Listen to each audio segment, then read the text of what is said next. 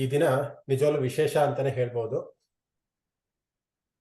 Almost ಒಂದೂವರೆ ತಿಂಗಳಿಂದ ನಡ್ಕೊಂಡ್ಬಂದಂತಹ ಈ ವಿಷ್ಣು ಸಹಸ್ರನಾಮದ ತರಗತಿಗೆ ಇವತ್ತು ಮೊದಲ ವಿಷ್ಣು ಸಹಸ್ರನಾಮಕ್ಕೆ ನಾಂದಿ ಆಗ್ತಾ ಇದೆ. ಇವತ್ತು ವಿಷ್ಣು ಸಹಸ್ರನಾಮದ ಒಂದು ಮೊದಲ ವಿಷ್ಣು ನಾಮಕ್ಕೆ ನಾವೆಲ್ಲರೂ ಕೂಡ ಎಂಟರ್ ಆಗ್ತಾ ಇದ್ದೀವಿ.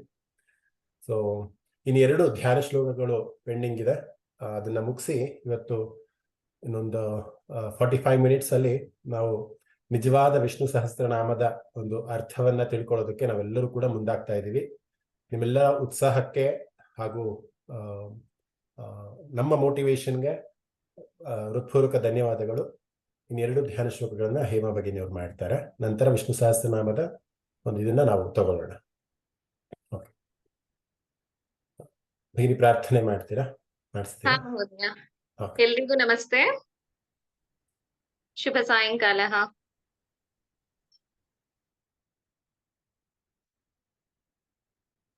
ಓಕೆ, ಸ್ಟ್ರೈಟ್ ಆಗಿ ಕೂತ್ಕೊಳ್ಳೋಣ. ಮೊದಲು 3 ಬಾರಿ ಓಂಕಾರ ಹೇಳಿ ಸದಾಬಾಲ ರೂಪಾಪಿ ಹೇಳೋಣ.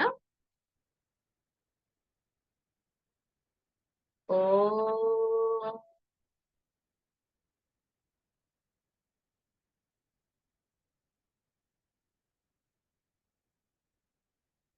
ಓ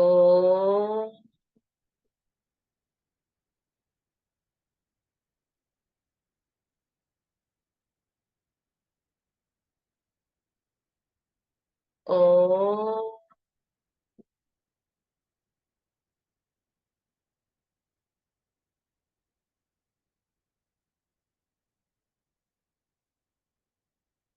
ನಮಸ್ಕಾರ ಮುದ್ರಾ.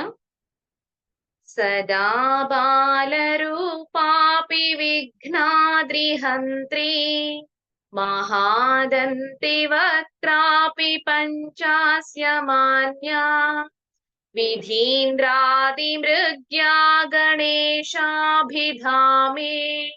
ವಿಧತ್ತಾಂ ಶ್ರಿಯಂ ಕಾಪಿ ಕಲ್ಯಾಣಮೂರ್ತಿಃ.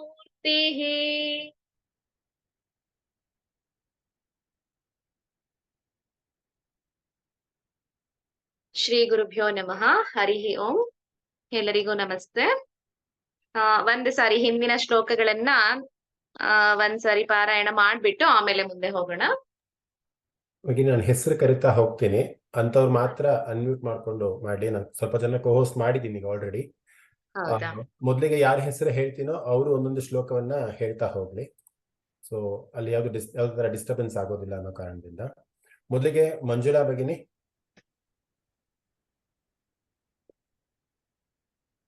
ಅನ್ಮ್ಯೂಟ್ ಮಾಡ್ಕೊಳ್ಳಿ. ಮಂಜುಳಾ ಭಗಿನಿ ಅನ್ಮ್ಯೂಟ್ ಮಾಡ್ಕೊಳ್ಳಿ. ಓಕೆ, ಆಗ್ತಾ ಅಂತ. ರೂಪಾ ಕುಲಕರ್ಣಿ ಭಗಿನಿ, ಓಕೆ. ಮಂಜುಳಾ ಭಗಿನಿ ಅನ್ಮ್ಯೂಟ್ ಮಾಡ್ಕೊಂಡಿದ್ದಾರೆ. ಓಕೆ, ಸ್ಟಾರ್ಟ್ ಮಾಡ್ತೀರಾ? ಗುರುಜಿ, ನಾನು ಇವತ್ತು ಫಸ್ಟ್ ಡೇ ನಾನು ಸೇರ್ಕೊಂಡಿದ್ದು. ಓ ಹೌದಾ, ಇರ್ಲಿ. ಯಾವ್ದು ಹೇಳ್ಬೇಕಿಲ್ಲ. ಶುಕ್ಲಾಂಬರಧರಂ ಹೇಳ್ತೀರಾ ಮೊದಲನೇ ಶ್ಲೋಕ? ಹೇಳ್ತೀನಿ. ಓಂ ಶುಕ್ಲಾಂಬರಧರಂ ವಿಷ್ಣುಂ ಶಶಿವರ್ಣಂ ಚತುರ್ಭುಜಂ ಪ್ರಸನ್ನವದನಂ ಧ್ಯಾಯೇತ್ ಸರ್ವವಿಘ್ನೋಪಶಾಂತಯೇ. ಸಾಕಪ್ಪ? ಹಾ ಭಗಿನಿ, ಒಂದೊಂದು ಶ್ಲೋಕ ಹೇಳ್ತಿಲ್ಲ ಸಾಕಲ್ಲ? ಹೇಮ ಭಗಿನಿ ಮ್ಯೂಟ್ ಅಲ್ಲಿ ಇದ್ದೀರಾ? Okay fine. ರೂಪಾ ಕುಲಕರ್ಣಿ ಭಗಿನಿ, ಎರಡೆರಡು ಶ್ಲೋಕಗಳನ್ನ ಹೇಳಿ. ಒಬ್ಬರು ಎರಡೆರಡು ಶ್ಲೋಕಗಳನ್ನ. ನಮಸ್ತೆ ಮಹೋದಯ. ನಮಸ್ತೆ. ವ್ಯಾಸಂ ವಸಿಷ್ಠನಪ್ತಾರಂ ಶಕ್ತೇಃ ಪೌತ್ರಮಕಲ್ಮಷಂ ಪರಾಶರಾತ್ಮಜಂ ವಂದೇ ಶುಕತಾತಂ ತಪೋನಿಧಿಂ ವ್ಯಾಸಾಯ ವಿಷ್ಣುರೂಪಾಯ ವ್ಯಾಸರೂಪಾಯ ವಿಷ್ಣವೇ ನಮೋ ವೈ ಬ್ರಹ್ಮನಿಧಯೇ ವಾಸಿಷ್ಠಾಯ ನಮೋ ನಮಃ. ಧನ್ಯವಾದ ಭಗಿನಿ, ಚೆನ್ನಾಗಿ ಹೇಳ್ತೀರಿ.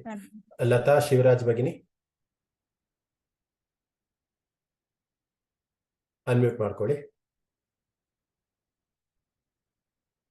ಬೇಗ ಬೇಗ ಅನ್ಮ್ಯೂಟ್ ಮಾಡ್ಕೊಬೇಕು ಎಲ್ಲರೂ ಕೂಡ. ಲತಾ ಶಿವರಾಜ್ ಭಗಿನಿ, ನೀವು ರೈಸ್ ಹ್ಯಾಂಡ್ ಮಾಡಿದ್ದೀರಾ, ಅನ್ಮ್ಯೂಟ್ ಮಾಡ್ಕೊಳ್ಳಿ. ಓಕೆ, ಮುಂದಕ್ಕೆ ಹೋಗೋಣ. ಶಾಂತಿ ಭಗಿನಿ,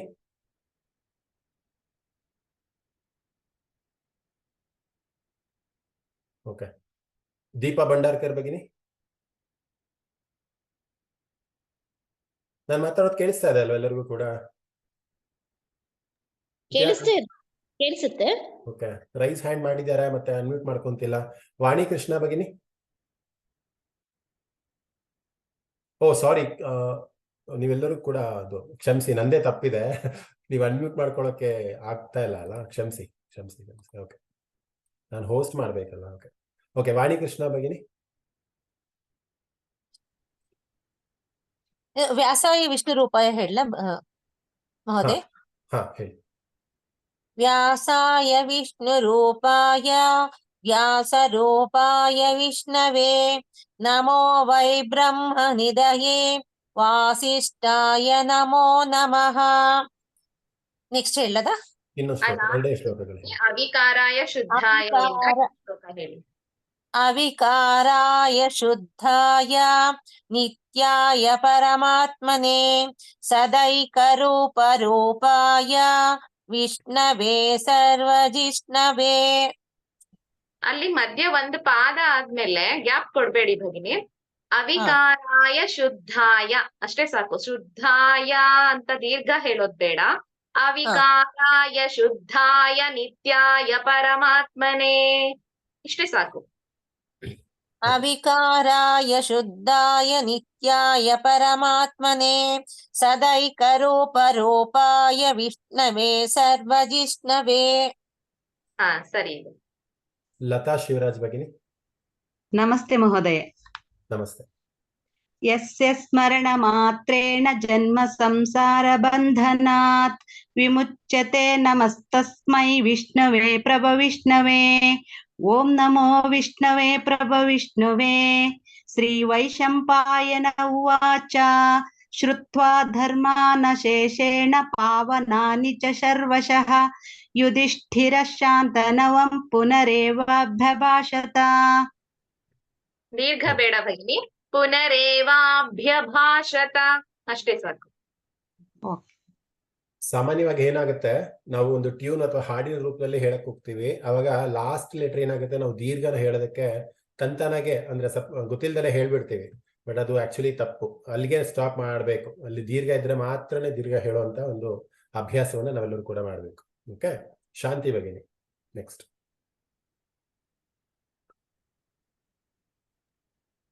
ನಮಸ್ತೆ ಗುರುಗಳೇ. ನಮಸ್ತೆ. ನಮಸ್ತೆ. किमेकं दैवतं लोके किं वाप्येकं परायणं सुवन्तं खं कमर्चन्त प्राप्नुयुर्. ಸ್ತುವಂತಂ ಅಲ್ಲ, ಸ್ತುವಂತಃ ಕಂ ಕಮರ್ಚಂತಃ. सुवन्तः कं कमर्चन्त प्राप्नुयुर्मानवा शुभम्. को धर्म सर्वधर्माणां भवतः परमो मतः किं जपन्मुच्यते जन्म संसार बन्धनात्. ಜಂತುರ್ ಜಂತುರ್ ಜನ್ಮ ಸಂಸಾರ. किं जपन्मुच्यते जन्तुर्जन्म संसार बन्धनात्. ಧನ್ಯವಾದಗಳು. ಶಾಂತಿ ಭಗಿನಿ, ಸ್ವಲ್ಪ ಅಭ್ಯಾಸ ಮಾಡಿ, ಸ್ವಲ್ಪ ದೋಷಗಳಿದೆ. ಹೇಮ ಭಗಿನಿ ರೆಕಾರ್ಡಿಂಗ್ ನ ಕಳಿಸಿದ್ದಾರೆ ನಿಮ್ಗೆಲ್ಲರಿಗೂ ಕೂಡ, ಅಂದ್ರೆ ಎಲ್ಲರಿಗೂ ಕೂಡ ಕಳಿಸಿದ್ದಾರೆ. ಸಾಧ್ಯವಾದ್ರೆ ಅವ್ರ ರೆಕಾರ್ಡಿಂಗ್ ನ ಒಂದ್ಸತಿ ಕೇಳಿಸ್ಕೊಂಡು ಅಭ್ಯಾಸ ಮಾಡಿ. ಅಲ್ಪಪ್ರಾಣ ಮಹಾಪ್ರಾಣಗಳು ಸರಿಯಾಗಿ ಉಚ್ಚಾರಣೆ ಆಗ್ಬೇಕು, ಸಂಪೂರ್ಣ ಅಕ್ಷರಗಳ ಒಂದು ಉಚ್ಚಾರಣೆ ಆಗ್ಬೇಕಾಗಿದೆ. ಸ್ವಲ್ಪ ಅಭ್ಯಾಸ ಮಾಡಿ. ಆಯ್ತು, ಧನ್ಯವಾದಗಳು. ದೀಪಾ ಭಂಡಾರ್ಕರ್ ಭಗಿನಿ. ಶ್ರೀ ಭೀಷ್ಮ ಉವಾಚ ಜಗತ್ಪ್ರಭುಂ ದೇವದೇವಮನಂತಂ ಪುರುಷೋತ್ತಮಂ ಸ್ತುವನ್ನಾಮ ಸಹಸ್ರೇಣ ಪುರುಷ ಸತತೋತ್ತಿತಃ ತಮೇಯ ಚಾರ್ಚಯ ನಿತ್ಯಂ ಭಕ್ತ್ಯಾ ಪುರುಷಮವ್ಯಯಂ ಧ್ಯಾಯನ್ ಸ್ತುವನ್ ನಮಸ್ಯಂಶ್ಚ ಯಜಮಾನಸ್ತಮೇವ ಚ. ತಮೇವ ಚಾರ್ಚಯನ್ ನಿತ್ಯಂ. ತಮೇವ ಚಾರ್ಚಯ ನಿತ್ಯಂ ಚಾರ್ಚಯ ನಿತ್ಯಂ ಯನಿತ್ಯಂ ಅಲ್ಲ, ಯನಿತ್ಯಂ ಅಂತ ಹೇಳ್ಬಾರ್ದು. ತಮೇವ ಚಾರ್ಚಯನ್ ನಿತ್ಯಂ ಯನ್ನಿತ್ಯಂ. ತಮೇವ ಚಾರ್ಚಯ ಚಮೇಯ ಚಾರ್ಚಯನ್ ನಿತ್ಯಂ ಭಕ್ತ್ಯಾ ಪುರುಷಮವ್ಯಯಂ ध्यायन् स्तुमन्नमस्यंश्च ಸ್ತುಮನ್ ಅಲ್ಲ, ಸ್ತುವನ್. ಧ್ಯಾಯನ್ ಸ್ತುವನ್ ध्यायन् ನಮಸ್ಯನ್. स्तुवन्नमस्यंश्च यजमानस्तमेव च अनादिनिधनं विष्णुं सर्वलोकमहेश्वरं लोकाध्यक्षं स्तुवन्नित्यं सर्वदुःखातिगो भवेत् ब्रह्मण्य ಸಾಕು ಸಾಕು. ಬನ್ನಿ. अच्छा Purushottam SL. Yes, no. Brahmanyam sarvadharmagnam lokanam kirtyavardanam lokanatham mahadbhut sarvabhuta bhodbhavam veshame sarvadharmanam dharmodikatamo matah yadbhaktya pundarikaksham stavairarchennar sada. ನರಸದಾ. Okay. ನರಸದಾ. ಸಾಗೆ ಸ್ವಲ್ಪ ಸ್ಟ್ರೆಸ್ ಮಾಡಿ ಹೇಳ್ಬೇಕು. ವಿಸರ್ಗ ಆದ ನಂತರ ಇದೆಯಲ್ಲ, ನರಸದಾ. ಸ್ತವೈರರ್ಚೆನ್ನರ ಸದಾ. ಓಕೆ. ವತ್ಸಲ ಭಗಿನಿ ಅನ್ಮ್ಯೂಟ್ ಮಾಡ್ಕೊಳ್ಳಿ. ಹೇಳಿ. परमं यो महत्तेजः परमं यो महत्तपः परमं यो महद्ब्रह्म परमं यः परायणम् पवित्राणां पवित्रं यो मङ्गलानां च मङ्गलम् दैवतं देवतानां च भूतानां यो व्यः पितः पिता. Okay, next Sahana T.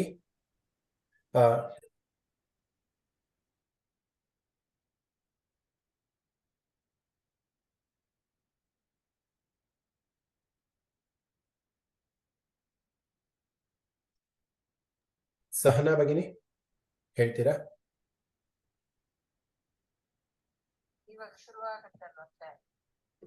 Okay, next ಯಾರಿದ್ದಾರಾ? ಮ್ಯೂಟ್ ಆಗಿತ್ತಣ್ಣ, ಹೇಳ್ತೀನಿ ಇವಾಗ. ಹೇಳಿ.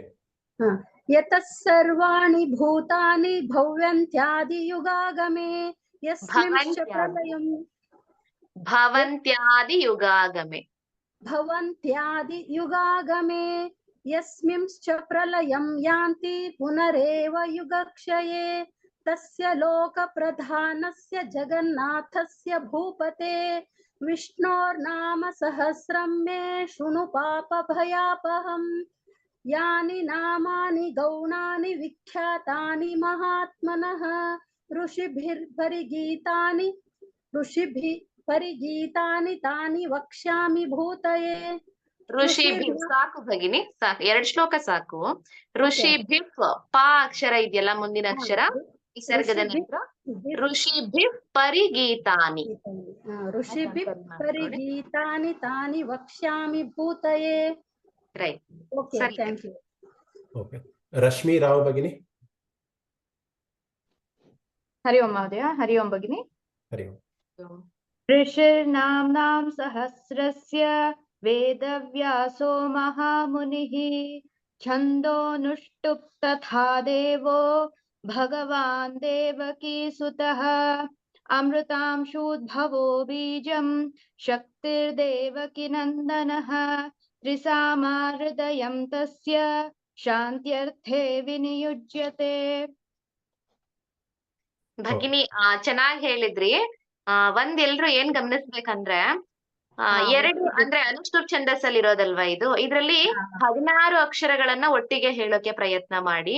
ಯಾರಿಗ ಆಗಲ್ಲ, ಸ್ವಲ್ಪ ದೀರ್ಘವಾಗಿ ಹೇಳೋದಕ್ಕೆ ಯಾರಿಗ್ ತೊಂದ್ರೆ ಆಗತ್ತೆ ಅಂತವ್ರು ಮಾತ್ರ ಸ್ಪ್ಲಿಟ್ ಮಾಡಿ ಹೇಳ್ಕೊಂಡ್ರೆ ಪರವಾಗಿಲ್ಲ. ಈಗ ನೀವ್ ಹೇಳಿದ್ರಲ್ಲ, ಅಮೃತಾಂಶುದ್ಭವೋ ಬೀಜಂ, ಅಲ್ಲಿ ನಿಲ್ಲಿಸ್ಕೊಂಡು ಶಕ್ತಿರ್ ದೇವಕಿ ನಂದನಃ ಆ ತರ ಹೇಳಿದ್ರು ತೊಂದ್ರೆ ಏನಿಲ್ಲ, ತಪ್ಪೇನಿಲ್ಲ. ಬಟ್ ಎಲ್ರಿಗೂ ಸಾಧ್ಯ ಆಗೋದಾದ್ರೆ 16 ಅಕ್ಷರಗಳನ್ನ ಒಟ್ಟಿಗೆ ಹೇಳಿ.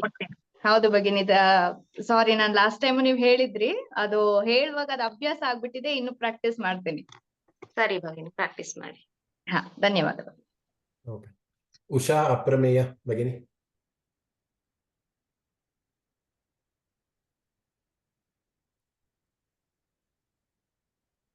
ಅನ್ಮ್ಯೂಟ್ ಮಾಡ್ಕೊಳ್ಳಿ ಉಷಾ ಭಗಿನಿ. ಓಕೆ, ನಿಮ್ಗೆ ಗೊತ್ತಾಗ್ತಾ ಇಲ್ಲ ಅನ್ಸುತ್ತೆ ಅನ್ಮ್ಯೂಟ್ ಮಾಡ್ಕೊಳ್ಳೋದು. ಆಗತ್ತಾ? ಅನ್ಮ್ಯೂಟ್ ಮಾಡ್ಕೊಳಕ್ಕಾಗತ್ತಾ? ಓಕೆ, ವಿಜಯ ರಾಮಚಂದ್ರಯ್ಯ ಭಗಿನಿ ಹೇಳಿ.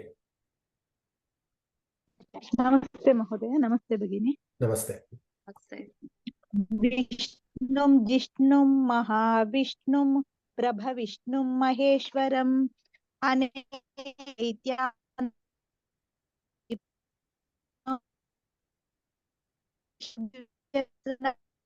ನಿಮ್ ವಾಯ್ಸ್ ಯಾಕೋ ತುಂಬಾ ಬ್ರೇಕ್ ಆಗ್ತಾ ಇದೆ. ಶ್ರೀ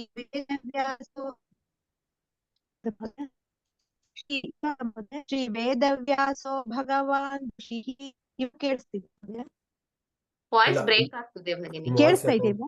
ಇಲ್ಲ, ನೆಟ್ವರ್ಕ್ ಏನೋ ಪ್ರಾಬ್ಲಮ್ ಇದೆ ಅನ್ಸುತ್ತೆ. ನಿಮ್ ವಾಯ್ಸ್ ಬ್ರೇಕ್ ಆಗ್ತಿದೆ. ಇರ್ಲಿ, ತೊಂದ್ರೆ ಇಲ್ಲ. ಶಾಂತಿ ಭಗಿನಿ ಹೇಳ್ತೀರಾ?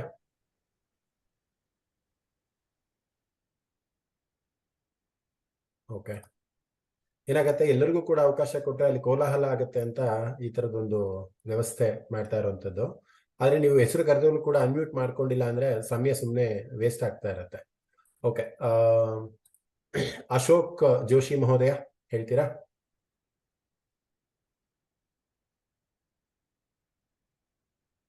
ಓಕೆ, ಸಾವಿತ್ರಿ ಅವರು ಮಾಡ್ಬೇಕು ಅಂತಿದ್ದಾರೆ.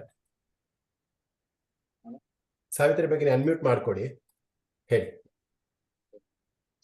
ಪೂರ್ವನ್ಯಾಸಃ ಅಸ್ಯ ಶ್ರೀ ವಿಷ್ಣೋರ್ ದಿವ್ಯ ಸಹಸ್ರನಾಮ ಸ್ತೋತ್ರ ಮಹಾಮಂತ್ರಸ್ಯ ಶ್ರೀ ವೇದವ್ಯಾಸೋ ಭಗವಾನ್ ಋಷಿಃ ಅನುಷ್ಠುಪ್ ಛಂದಃ ಶ್ರೀ ಮಹಾವಿಷ್ಣುಃ ಪರಮಾತ್ಮ ಶ್ರೀಮನ್ನಾರಾಯಣೋ ದೇವತಾ ಅಮೃತಾಂಶೋದ್ಭವೋ ಭಾನುರಿತಿ ಬೀಜಂ ದೇವಕೀ ನಂದನ ಸೃಷ್ಟೇತಿ ಶಕ್ತಿಃ ಉದ್ಭವಃ ಕ್ಷೋಭಣೋ ದೇವ ಇತಿ ಪರಮೋ ಮಂತ್ರಃ ಶಂಖಭೃಂ ನಂದಕೀ ಚಕ್ರೀತಿ ಕೀಲಕಂ ಶಾಂಗಧನ್ವಾ ಗದಾಧರ ಇತ್ಯಸ್ತ್ರಂ ರಥಾಂಗಪಾಣಿರಕ್ಷೋಭ್ಯ ಇತಿ ನೇತ್ರಂ ತ್ರಿಸಾಮಾ ಸಾಮಕಃ ಸಾಮೀತಿ ಕವಚಂ ಆನಂದಂ ಪರಬ್ರಹ್ಮೇತಿ ಯೋನಿಃ ಋತುಃ ಸುದರ್ಶನಃ ಕಾಲ ಇತಿ ದಿಗ್ಬಂಧಃ ಶ್ರೀ ವಿಶ್ವರೂಪ ಇತಿ ಧ್ಯಾನಂ ಶ್ರೀ ಮಹಾವಿಷ್ಣು ಪ್ರೀತ್ಯರ್ಥೆ ಸಹಸ್ರನಾಮ ಪಾರಾಯಣೆ ವಿನಿಯೋಗಃ. ಧ್ಯಾನ ಹೇಳ ಸರ್? ಬೇಡ ಬಿಡಿ. ಓಕೆ, ಚಿತ್ರಕಲಾ ಭಗಿನಿ.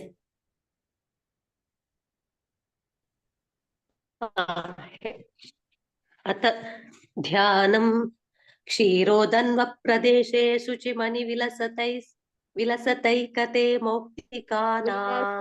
ನಿಧಾನಕ್ಕೆ ಹೇಳಿ, ಅದು ಪ್ರಾಕ್ಟೀಸ್ ಆಗೋವರೆಗೂ ಸ್ವಲ್ಪ ನಿಧಾನಕ್ಕೆ ಹೇಳಿ. ವಿಲಸತ್ ಸೈಕತೆ.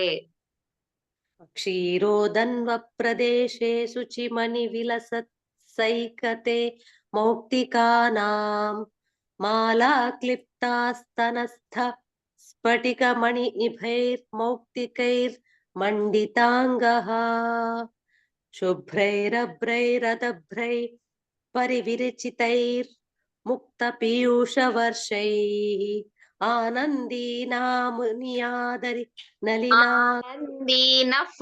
ಆನಂದೀನಫ್ ಪುನಿಯಾದರಿ ಆನಂದೀನಃ ಪುನಿಯಾದರಿ ನಲಿನ ಗದಾ ಶಂಕ ಪಾಣಿರ್ಮುಕುಂದಃ ಭುಃ ಪಾದೌ ಯಸ್ಯ ನಾಭಿರ್ ವಿಯದಲ ಸುರಶ್ಚಂದ್ರ ಸೂರ್ಯೌ ವಿಯದಸುರನಿಲ ವಿಯದಸುರನಿಲಶ್ಚಂದ್ರ ಸೂರ್ಯೌ ಚ ನೇತ್ರೇ ಕರ್ಣಾವಾಶ ಶಿರೋದ್ಯೌರ್ಮುಖಮಪಿ ವಾಶಾಶಿರೋ ಶೀಗೆ ಸ್ವಲ್ಪ ಸ್ಟ್ರೆಸ್ ಮಾಡಿ ಹೇಳ್ಬೇಕು. ಕರ್ಣಾವಾಶ ಶಿರೋ ದ್ಯೌರ್ಮುಖಮಪಿ ದಹನೋ ಯಸ್ಯ ವಾಸ್ತೇಯಮಬ್ಧಿಃ. ಓಕೆ, ಚೆನ್ನಾಗಿ ಹೇಳಿದ್ರಿ ಭಗಿನಿ. ಆಕ್ಚುಲಿ ಒಂದು ಏನು ನಾವು ಇವಾಗ ಅಂದ್ರೆ ಎಲ್ಲರ ಹತ್ರ ಬೇಕಲ್ವಾ? ಏನು ಇನ್ನು ಒಂದ್ ನಿಮಿಷ, ಇನ್ನು 2 ಲೈನ್ ಇದೆ, ಮುಗ್ದಿಲ್ಲ. ಕಂಟಿನ್ಯೂ ಮಾಡಿ.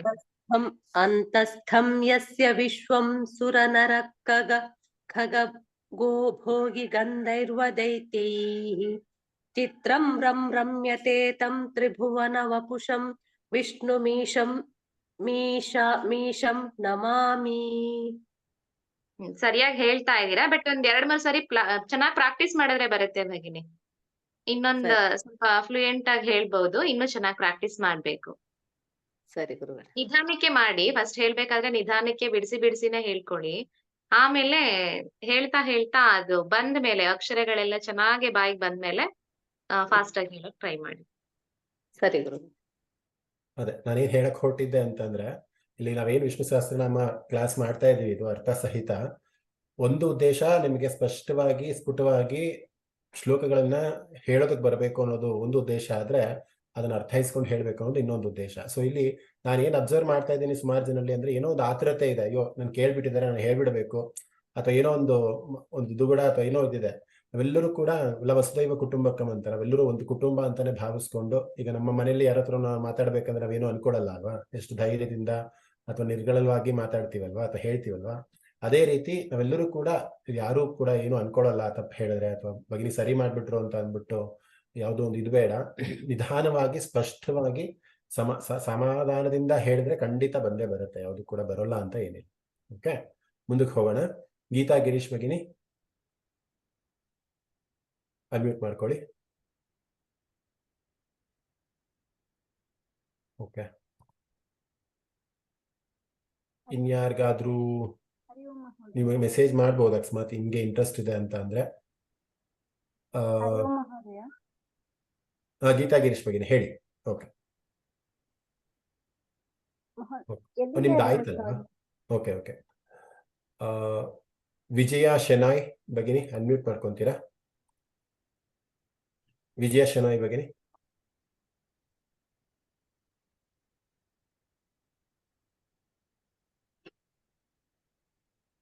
ಓಕೆ, ಪವಿತ್ರ ನಾಯಕ್. ಮಹೋದಯ ಎಲ್ಲಿಂದ ಹೇಳ್ಬೇಕಿತ್ತು? ಸಾರಿ, ಅದೊಂದ್ ಸ್ವಲ್ಪ ಕಟ್ ಆಗಿತ್ತು ನೆಟ್ವರ್ಕ್, ನಂಗೆ ಈಗ ಕೇಳಿಸ್ತಾ ಇದೆ. ಗೀತಾ ಗಿರೀಶ್ ಸರ್ ಹೇಳ್ತೇನೆ. ವಿಜಯ ಶೆಣೈ ಆಗ ಅನ್ಮ್ಯೂಟ್ ಆಗ್ಲಿಲ್ಲ. ಹೌದಾ, ಹೇಳ್ತೀರಾ? ಸರಿ, ಹೇಳಿಯಾ ಸರ್? ಹಾ, ಕೇಳ್ತಾ ಇದೆ ಹೇಳಿ. ಹಾ. ಶಾಂತಾಕಾರಂ ಭುಜಗಶಯನಂ ಪದ್ಮನಾಭಂ ಸುರೇಶಂ ವಿಶ್ವಾಧಾರಂ ಗಗನ ಸದೃಶಂ ಮೇಘವರ್ಣಂ ಶುಭಾಂಗಂ ಲಕ್ಷ್ಮೀಕಾಂತಂ ಕಮಲನಯನಂ ಯೋಗಿ ಹರ್ಷಾನ್ಯಗಮ್ಯಂ ವಂದೇ ವಿಷ್ಣುಂ ಭವಭಯಹರಂ ಸರ್ವಲೋಕನಾಥಂ. ಒಂದ್ ನಿಮಿಷ ಭಗಿನಿ. ಯೋಗಿ ಹೃದ್ ಧ್ಯಾನ ಗಮ್ಯಂ. ಯೋಗಿ ಹೃದ್ಯಾನ್ಯಗಮ್ಯಂ. ಧ್ಯಾನ ಗಮ್ಯಂ. ಯೋಗಿ ಹೃದ್ ಧ್ಯಾನ ಗಮ್ಯಂ. ಯೋಗಿ ಹೃದ್ಯಾನ್ಯಗಮ್ಯಂ ವಂದೇ ವಿಷ್ಣುಂ ಭವಭಯಹರಂ ಸರ್ವಲೋಕೈಕನಾಥಂ ಮೇಘಶ್ಯಾಮಂ ಪೀತ ಕೌಶೇಯವಾಸಂ ಶ್ರೀವತ್ಸಾಂಕಂ ಕೌಸ್ತುಭೋಪಾಸಿತಾಂಗಂ ಪುಣ್ಯೋಪೇತಂ ಪುಂಡರೀಕಾಯತಾಕ್ಷಂ ವಿಷ್ಣುಂ ವಂದೇ ಸರ್ವಲೋಕೈಕನಾಥಂ. ಒಂದು ಶ್ಲೋಕ ಇರ್ಲಿ, ಮುಗಿಸ್ಬಿಡಿ ಭಗಿನಿ, ತೊಂದರೆ ಇಲ್ಲ. ನೀವೇ ಹೇಳಿ. ನಾನ್ ಕಂಟಿನ್ಯೂ ಮಾಡ್ಲಾ? ನೀವ್ ಹೇಳ್ತೀರಾ? ಸರಿ, ಆಯ್ತು ಹೇಳಿ. ನಮಃ ಸಮಸ್ತ ಭೂತಾನಾಮಾದಿಭೂತಾಯ ಭೂಭೃತೆ ಅನೇಕ ರೂಪಾಯ ವಿಷ್ಣವೇ ವಿಷ್ಣವೇ ಸಶಂಕ ಚಕ್ರಂ ಸಕಿರೀಟ ಕುಂಡಲಂ ಸಪೀತವಸ್ತ್ರಂ ಸರಸೀರುಹೇಕ್ಷಣಂ ಸಹಾರ ವಕ್ಷಸ್ಥಲ ಶೋಭಿ ಕೌಸ್ತುಭಂ ನಮಾಮಿ ವಿಷ್ಣುಂ ಶಿರಸಾ ಚತುರ್ಭುಜಂ ಛಾಯಾಯಾಂ ಪಾರಿಜಾತಸ್ಯ. ಅದಿನ್ನೂ ಆಗಿಲ್ಲ, ಕ್ಲಾಸ್ ಆಗಿಲ್ಲ. ಇವತ್ತು ಮಾಡ್ತೀವಿ, ನಂತರ ಹೇಳಿ. ಓಕೆ, ಹರಿ ಓಂ ಮಹೋದಯ. ಹರಿ ಓಂ ಭಗಿನಿ. ಧನ್ಯವಾದ. ಎಲ್ಲರೂ ಚೆನ್ನಾಗಿ ಹೇಳಿದ್ರಿ. ಸತತವಾಗಿ ಅಭ್ಯಾಸ ಮಾಡ್ತಾ ಬನ್ನಿ. ಪ್ರತಿದಿನವೂ ಕೂಡ ಪಾರಾಯಣವನ್ನು ಮಾಡಿ, ನಿಮ್ಗೆ ಅವಾಗ ಬೇಗ ಸಿದ್ಧಿಸುತ್ತೆ. ಓಕೆ ಭಗಿನಿ, ಯಾರನ್ನಾದ್ರೂ ಅನ್ಮ್ಯೂಟ್ ಮಾಡ್ಬೇಕಾ ಫಸ್ಟ್ ಶ್ಲೋಕ ಹೇಳಲಿಕ್ಕೆ? ಇಲ್ಲ ಮಹೋದಯ, ಒಂದ್ ನಿಮಿಷ ಹೇಳ್ತೀನಿ. ಓಕೆ. ಇಲ್ಲಿ ಲಾಸ್ಟ್ ಕ್ಲಾಸ್ ಅಲ್ಲಿ ಒಬ್ರು ಕೇಳಿದ್ರು ಜಪೆ ವಿನಿಯೋಗ ಮತ್ತೆ ಪೂರ್ವನ್ಯಾಸದಲ್ಲಿ ಜಪೆ ಅಥವಾ ಪಾರಾಯಣೆ ವಿನಿಯೋಗ ಅಂತ ಹೇಳ್ತೀವಲ್ಲ, ಅಲ್ಲಿ ಅದೆರಡಕ್ಕೂ ಏನ್ ವ್ಯತ್ಯಾಸ ಅಂತ ಕೇಳಿದ್ರಿ. ಅದ್ರಲ್ಲಿ ಜಪ ಅಂತಂದ್ರೆ ಈಗ ನಾವು ವಿಷ್ಣು ಸಹಸ್ರನಾಮವನ್ನ ಪಾರಾಯಣ ಮಾಡ್ಬೇಕು ಅಂತಂದಾಗ 3 ರೀತಿ ಪಾರಾಯಣ ಮಾಡ್ಬಹುದು ನಾವು. ಅದ್ ಹೇಗೆ ಅಂದ್ರೆ ಪಾರಾಯಣ ಅಲ್ಲ, 3 ರೀತಿ ಅದನ್ನ ನಾವು ಸ್ತುತಿಸ್ಬಹುದು. ಮೊದಲನೇದಾಗಿ ಜಪ, ಎರಡನೇದು ಅರ್ಚನೆ, ಮತ್ತೆ 3ನೇದಾಗಿ ಪಾರಾಯಣ. 3 ರೀತಿ ನಾವು ಸ್ತುತಿಸ್ತೀವಿ. ಜಪ ಅಂದ್ರೆ ಏನು ಅಂತಂದ್ರೆ ಒಂದೇ ನಾಮವನ್ನ ತಗೊಂಡು ಅದನ್ನ ರಿಪೀಟೆಡ್ ಆಗಿ ಹೇಳೋ ಅಂತದ್ದು. ಈಗ ವಿಷ್ಣು ಸಹಸ್ರನಾಮದಲ್ಲಿ 1000 ನಾಮಗಳಿದೆ ಅಲ್ವಾ, ಅದ್ರಲ್ಲಿ ವಿಶ್ವಂ ಅಂತ ತಗೊಂಡ್ರೆ ಓಂ ವಿಶ್ವಂ ಅಂತ ಹೇಳಿ ವಿಶ್ವಂ ಅಂತ ಹೇಳಿ ಅದನ್ನೇ ನಮಃ ಅಂತ ಹೇಳ್ಬಿಟ್ಟು ಹೇಳ್ತೀವಲ್ಲ, ವಿಷ್ಣವೇ ನಮಃ, ಓಂ ವಿಶ್ವಾಯ ನಮಃ ಅಂತ ಹೇಳಿ. ಸೊ ಆ ರೀತಿ ಒಂದೇ ಒಂದ್ ನಾಮ ತಗೊಂಡು ಓಂ ವಿಷ್ಣವೇ ನಮಃ ಅಂತ ರಿಪೀಟೆಡ್ ಆಗಿ ಅದನ್ನೇ ನಾವು 108 ಬಾರಿ ಅಥವಾ 1008 ಬಾರಿ ಈ ರೀತಿ ಜಪ ಮಾಡ್ತಾರಲ್ಲ, ಒಂದು ನಾಮವನ್ನೇ ರಿಪೀಟೆಡ್ ಆಗಿ ಮತ್ತೆ ಮತ್ತೆ ಹೇಳೋದು. ವಷಟ್ಕಾರ ಅಂತ ಇದ್ರೆ ಓಂ ವಷಟ್ಕಾರಾಯ ನಮಃ, ಓಂ ವಷಟ್ಕಾರಾಯ ನಮಃ, ಇದನ್ನೇ ಮತ್ತೆ ಮತ್ತೆ ಹೇಳೋದನ್ನ ಜಪ ಅಂತ ಹೇಳ್ತೀವಿ. ಇನ್ನು ಅರ್ಚನೆ ಅಂತಂದ್ರೆ ಈ 1000 ನಾಮಗಳೇನಿದೆ, ಸಹಸ್ರನಾಮಾವಳಿ ಹೇಳ್ತೀವಲ್ವಾ, ಈಗ ವಿಷ್ಣು ಸತ್ಯನಾರಾಯಣ ಸ್ವಾಮಿ ಪೂಜೆನಲ್ಲಿ ಅವಾಗೆಲ್ಲ ಹೇಳ್ತಾರಲ್ವಾ 1000 ನಾಮಗಳನ್ನ. ಅಂದ್ರೆ ಓಂ ವಿಶ್ವವೇ ನಮಃ, ವಿಶ್ವಾಯ ನಮಃ, ವಿಷ್ಣವೇ ನಮಃ, ಓಂ ಅಂತ ಹೇಳಿ ಸ್ಟಾರ್ಟ್ ಮಾಡ್ತೀವಿ. ಓಂ ವಷಟ್ಕಾರಾಯ ನಮಃ, ಓಂ ಭೂತ ಭವ್ಯ ಭವತ್ ಪ್ರಭುವೇ ನಮಃ ಅಂತ ಹೇಳ್ತೀವಲ್ಲ, ಈ ರೀತಿ ಇದನ್ನ ಅರ್ಚನೆ ಅಂತ ಹೇಳ್ತೀವಿ, 1000 ಬಾರಿ ಹೇಳೋ ಅಂತದ್ದು. ಇಲ್ಲಿ ಪಾರಾಯಣ ಅಂತ ಬಂದಾಗ ಏನಾಗುತ್ತೆ, ಪೂರ್ತಿ ಅಂದ್ರೆ ವಿಷ್ಣು ಸಹಸ್ರನಾಮ ಮೊದಲನೇ ನಾಮದಿಂದ ಹಿಡಿದು 1000 ನಾಮಗಳನ್ನ ಕಂಟಿನ್ಯೂಸ್ ಆಗಿ ಹೇಳ್ಕೊಂಡು ಹೋಗೋದು. ಕಂಟಿನ್ಯೂಸ್ ಆಗಿ ಹೇಳೋದನ್ನ ಅಂದ್ರೆ ಪಾರ ಅಂತಂದ್ರೆ ಏನಂದ್ರೆ ಎಂಡ್ ಅಂತ, ಕೊನೆ ಅಂತ. ಅಯನ ಅಂದ್ರೆ ಜರ್ನಿ, ಅಂದ್ರೆ ಈ ಜರ್ನಿ ಏನಿದೆ ಮೊದಲನೇ ನಾಮದಿಂದ ನಾವು ಹೊರಟು ಕೊನೆ ನಾಮದವರೆಗೂ ನಾವು ಕಂಪ್ಲೀಟ್ ಆಗಿ ಚಾಂಟ್ ಮಾಡೋದೇನಿದೆ ಇದನ್ನ ಪಾರಾಯಣ ಅಂತ ಹೇಳ್ತೀವಿ. ಅಂದ್ರೆ ಕೊನೆಯವರೆಗೂ ಪ್ರಯಾಣ ಮಾಡುವಂತದ್ದು, ಮೊದಲನೇ ಶ್ಲೋಕದಿಂದ ಕೊನೆಯ ಶ್ಲೋಕದವರೆಗೂ ಕಂಟಿನ್ಯೂಸ್ ಆಗಿ ಹೇಳೋದು, ಇದು ಪಾರಾಯಣ ಅಂತ. ಸೊ ಈ ರೀತಿ ಪಾರಾಯಣ ಮತ್ತೆ ಜಪ ಅನ್ನೋದು. ಇಲ್ಲಿ ನಾವು ಮಾಡ್ತಿರೋದು ಏನಂದ್ರೆ ಕಂಟಿನ್ಯೂಸ್ ಆಗಿ ಚಾಂಟಿಂಗ್ ಮಾಡ್ತಿರೋದ್ರಿಂದ ಇದನ್ನ ಪಾರಾಯಣೆ ವಿನಿಯೋಗ ಅಂತ ಹೇಳ್ತೀವಿ. ಕ್ಲಿಯರ್ ಆಯ್ತಲ್ವಾ? ಹರೀಶ್ ಮಹೋದಯ ಕೇಳಿದ್ರಿ. ಓಕೆ, ಅಷ್ಟು. ಆ ನಂತರ ಧ್ಯಾನ ಶ್ಲೋಕ. ಈ ಧ್ಯಾನ ಶ್ಲೋಕದಲ್ಲಿ ಕ್ಷೀರೋದನ್ವತ್ ಪ್ರದೇಶ ಆದ ನಂತರ ಓಂ ನಮೋ ಭಗವತೆ ವಾಸುದೇವಾಯ ಇದೆ, ಗಮನಿಸಿದಿರಾ ಎಲ್ರು? ಕ್ಷೀರೋದನ್ವತ್ ಪ್ರದೇಶೆ ಶುಚಿಮಣಿ ವಿಲಸತ್ ಸೈಕತೆ ಮೌಕ್ತಿಕಾನಾಂ, ಆ ಶ್ಲೋಕ ಇದೆಯಲ್ಲ ಅದು. ಮತ್ತೆ ನೆಕ್ಸ್ಟ್ ಶ್ಲೋಕ ಭೂಪಾದೌ ಯಸ್ಯ ನಾಭಿರ್ವಿಯದಸುರ ನಿಲಶ್ಚಂದ್ರ ಸೂರ್ಯೌ ಚ ನೇತ್ರೇ. ಆ 2 ಶ್ಲೋಕ ಆದ್ಮೇಲೆ ಕೊನೆಯಲ್ಲಿ ಚಿತ್ರಂ ರಂ ರಮ್ಯತೆ ತಂ ತ್ರಿಭುವನ ವಪುಷಂ ವಿಷ್ಣುಮೀಶಂ ನಮಾಮಿ. ಅದಾದ ನಂತರ ಓಂ ನಮೋ ಭಗವತೆ ವಾಸುದೇವಾಯ ಅಂತ ಒಂದು 12 ಮಂತ್ರ ಇದೆ. ಅದನ್ನ ಬಿಟ್ಬಿಟ್ರಿ ನೀವು, ಹೌದಲ್ವಾ? ಶಾಂತಾಕಾರ ಮೇಲ್ಗಡೆ ಇದೆ ತಾನೆ, ಓಂ ನಮೋ ಭಗವತೆ ವಾಸುದೇವಾಯ ಇದೆ, ಅದನ್ನ ಯಾರು ಹೇಳಲಿಲ್ಲ ಅದು ಅಲ್ವಾ? ಇದೆ ಭಗಿನಿ. ಹೌದು, ಪ್ರಿಂಟಿಂಗ್ ಅಲ್ಲೂ ಇದೆ ಓಂ ನಮೋ ಭಗವತೆ ವಾಸುದೇವಾಯ ಅಂತ. ಅದು 12 ಮಂತ್ರ. ಆ 12 ಮಂತ್ರ ಅದನ್ನ ಹೇಳ್ಬೇಕು, ಅದನ್ನ ಬಿಡೋ ಹಾಗಿಲ್ಲ, ಅದನ್ನ ಹೇಳ್ಬೇಕು.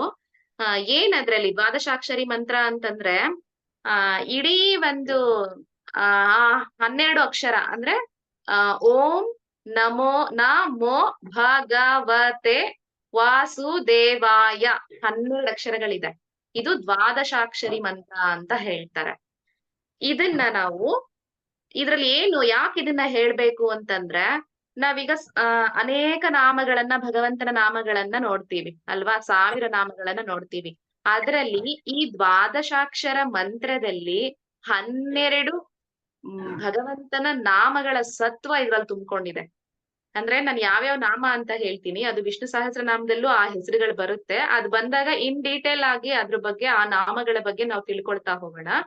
ಈ ಒಂದು ಮಂತ್ರದಲ್ಲಿ ಈ ಒಂದು ಸಾಲ್ ಏನಿದೆ, ಓಂ ನಮೋ ಭಗವತೆ ವಾಸುದೇವಾಯ ಅಂತ ಈ ಒಂದು ನಾಮ ಏನಿದೆ, ಮಂತ್ರ ಏನಿದೆ, ಇದ್ರಲ್ಲಿ ಯಾವ ಯಾವ ನಾಮಗಳು ಇದ್ರಲ್ಲಿ ಅಡಗಿದೆ, ಈಗ ವಿಷ್ಣು ಸಹಸ್ರನಾಮ ಏನು ಅಂತ ನಾವು ತಿಳ್ಕೊಂಡಿದೀವಿ ಈಗಾಗ್ಲೇ. ಒಂದೊಂದು ನಾಮಕ್ಕೂ ಕೂಡ ಅದು ಒಂದೊಂದು ಮಂತ್ರಕ್ಕೆ ಸಮಾನನಾದದ್ದು ಅನ್ನೋದನ್ನ ಫಸ್ಟ್ ಕ್ಲಾಸ್ ಅಲ್ಲೇ ಹೇಳಿದ್ವಿ, ತಿಳ್ಕೊಂಡಿದ್ವಿ ನಾವು, ಹೌದಲ್ವಾ? ಏನು 32 ಅಕ್ಷರದ ಒಂದು ಶ್ಲೋಕ ಬರುತ್ತೆ, ಆ ಒಂದು ಶ್ಲೋಕವನ್ನ ಒಂದು ನಾಮವನ್ನಾಗಿ, ಒಂದು ಕ್ಯಾಪ್ಸೂಲ್ ತರ ಮಾಡಿ ಒಂದು ನಾಮವನ್ನಾಗಿ ನಮಗ್ ಕೊಟ್ಟಿದ್ದಾರೆ ಅನ್ನೋದನ್ನ ನೋಡಿದ್ವಿ ಅಲ್ಲ. ಹಾಗಿದ್ಮೇಲೆ ಆ ರೀತಿ 12 ನಾಮಗಳಿದಾವೆ. ಆ ನಾಮಗಳು ಯಾವುದು? ಆ ಇಡೀ 12 ಹೆಸರುಗಳು ಕೂಡ ಭಗವಂತನ ನಾಮಗಳು ಈ ಒಂದು ಓಂ ನಮೋ ಭಗವತೆ ವಾಸುದೇವಾಯ ಅನ್ನುವಂತಹ ಒಂದು ಮಂತ್ರದಲ್ಲಿ ಅವೆಲ್ಲ ಅಡಕವಾಗಿದೆ. ಆ ಒಂದೊಂದು ನಾಮವನ್ನ ನಾವು ಪಠನೆ ಮಾಡಿದಾಗ, ಅದನ್ನ ಪಾರಾಯಣ ಮಾಡಿದಾಗ, ಹೇಳ್ಕೊಂಡಾಗ ಅದ್ರಲ್ಲಿ ಏನು ಆ ಒಂದು ನಾಮದಿಂದ ಎಷ್ಟೆಲ್ಲಾ ಶಕ್ತಿ ಇದೆ, ಅದಕ್ಕೆ ಅದರಿಂದ ಏನೆಲ್ಲಾ ಫಲಗಳಿದೆ, ಆ ಎಲ್ಲಾ ಫಲಗಳು 12 ನಾಮದಲ್ಲಿ ಇರ್ತಕ್ಕಂತಹ ಎಲ್ಲಾ ಅದರಿಂದ ಬರ್ತಕ್ಕಂತಹ ಎಲ್ಲಾ ಫಲಗಳು ಕೂಡ ಈ ಒಂದು ಓಂ ನಮೋ ಭಗವತೆ ವಾಸುದೇವಾಯ ಅನ್ನುವಂತಹ ಮಂತ್ರದಲ್ಲಿ ನಮ್ಗೆ ಸಿಗತ್ತೆ. ಆ ಹೆಸರುಗಳು ಯಾವುದು ಅಂತ ನೋಡೋದಾದ್ರೆ ನೋಟ್ ಮಾಡ್ಕೊಳ್ಳಿ. ನಾನು ಅದನ್ನ ಡಿಕ್ಟೇಟ್ ಮಾಡ್ತೀನಿ, ಹೆಸರುಗಳು ಮಾತ್ರ ಬರ್ಕೊಳ್ಳಿ. ಇದ್ರ ಬಗ್ಗೆ ನೆಕ್ಸ್ಟ್ ವಿಷ್ಣು ಸಹಸ್ರನಾಮ ಪ್ರಾರಂಭ ಆದಾಗ ಆ ಹೆಸರುಗಳನ್ನ ಕೂಡ ನೀವು ಅದಕ್ಕೆ ಏನು ವಿವರಣೆಗಳೇನಿದೆ, ಹಾಗಂದ್ರೆ ಏನು ಅನ್ನೋದನ್ನ ಇನ್ ಡೀಟೇಲ್ ಆಗಿ ತಿಳ್ಕೊಳ್ತಾ ಹೋಗೋಣ. ಮೊದಲನೇದಾಗಿ ಕೇಶವ.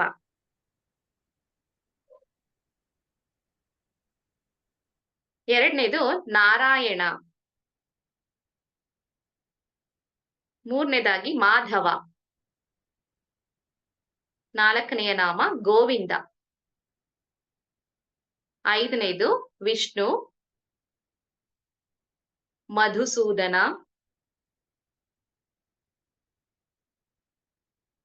ತ್ರಿವಿಕ್ರಮ, ವಾಮನ, ಶ್ರೀಧರ, ಹೃಷಿಕೇಶ, ಪದ್ಮನಾಭ,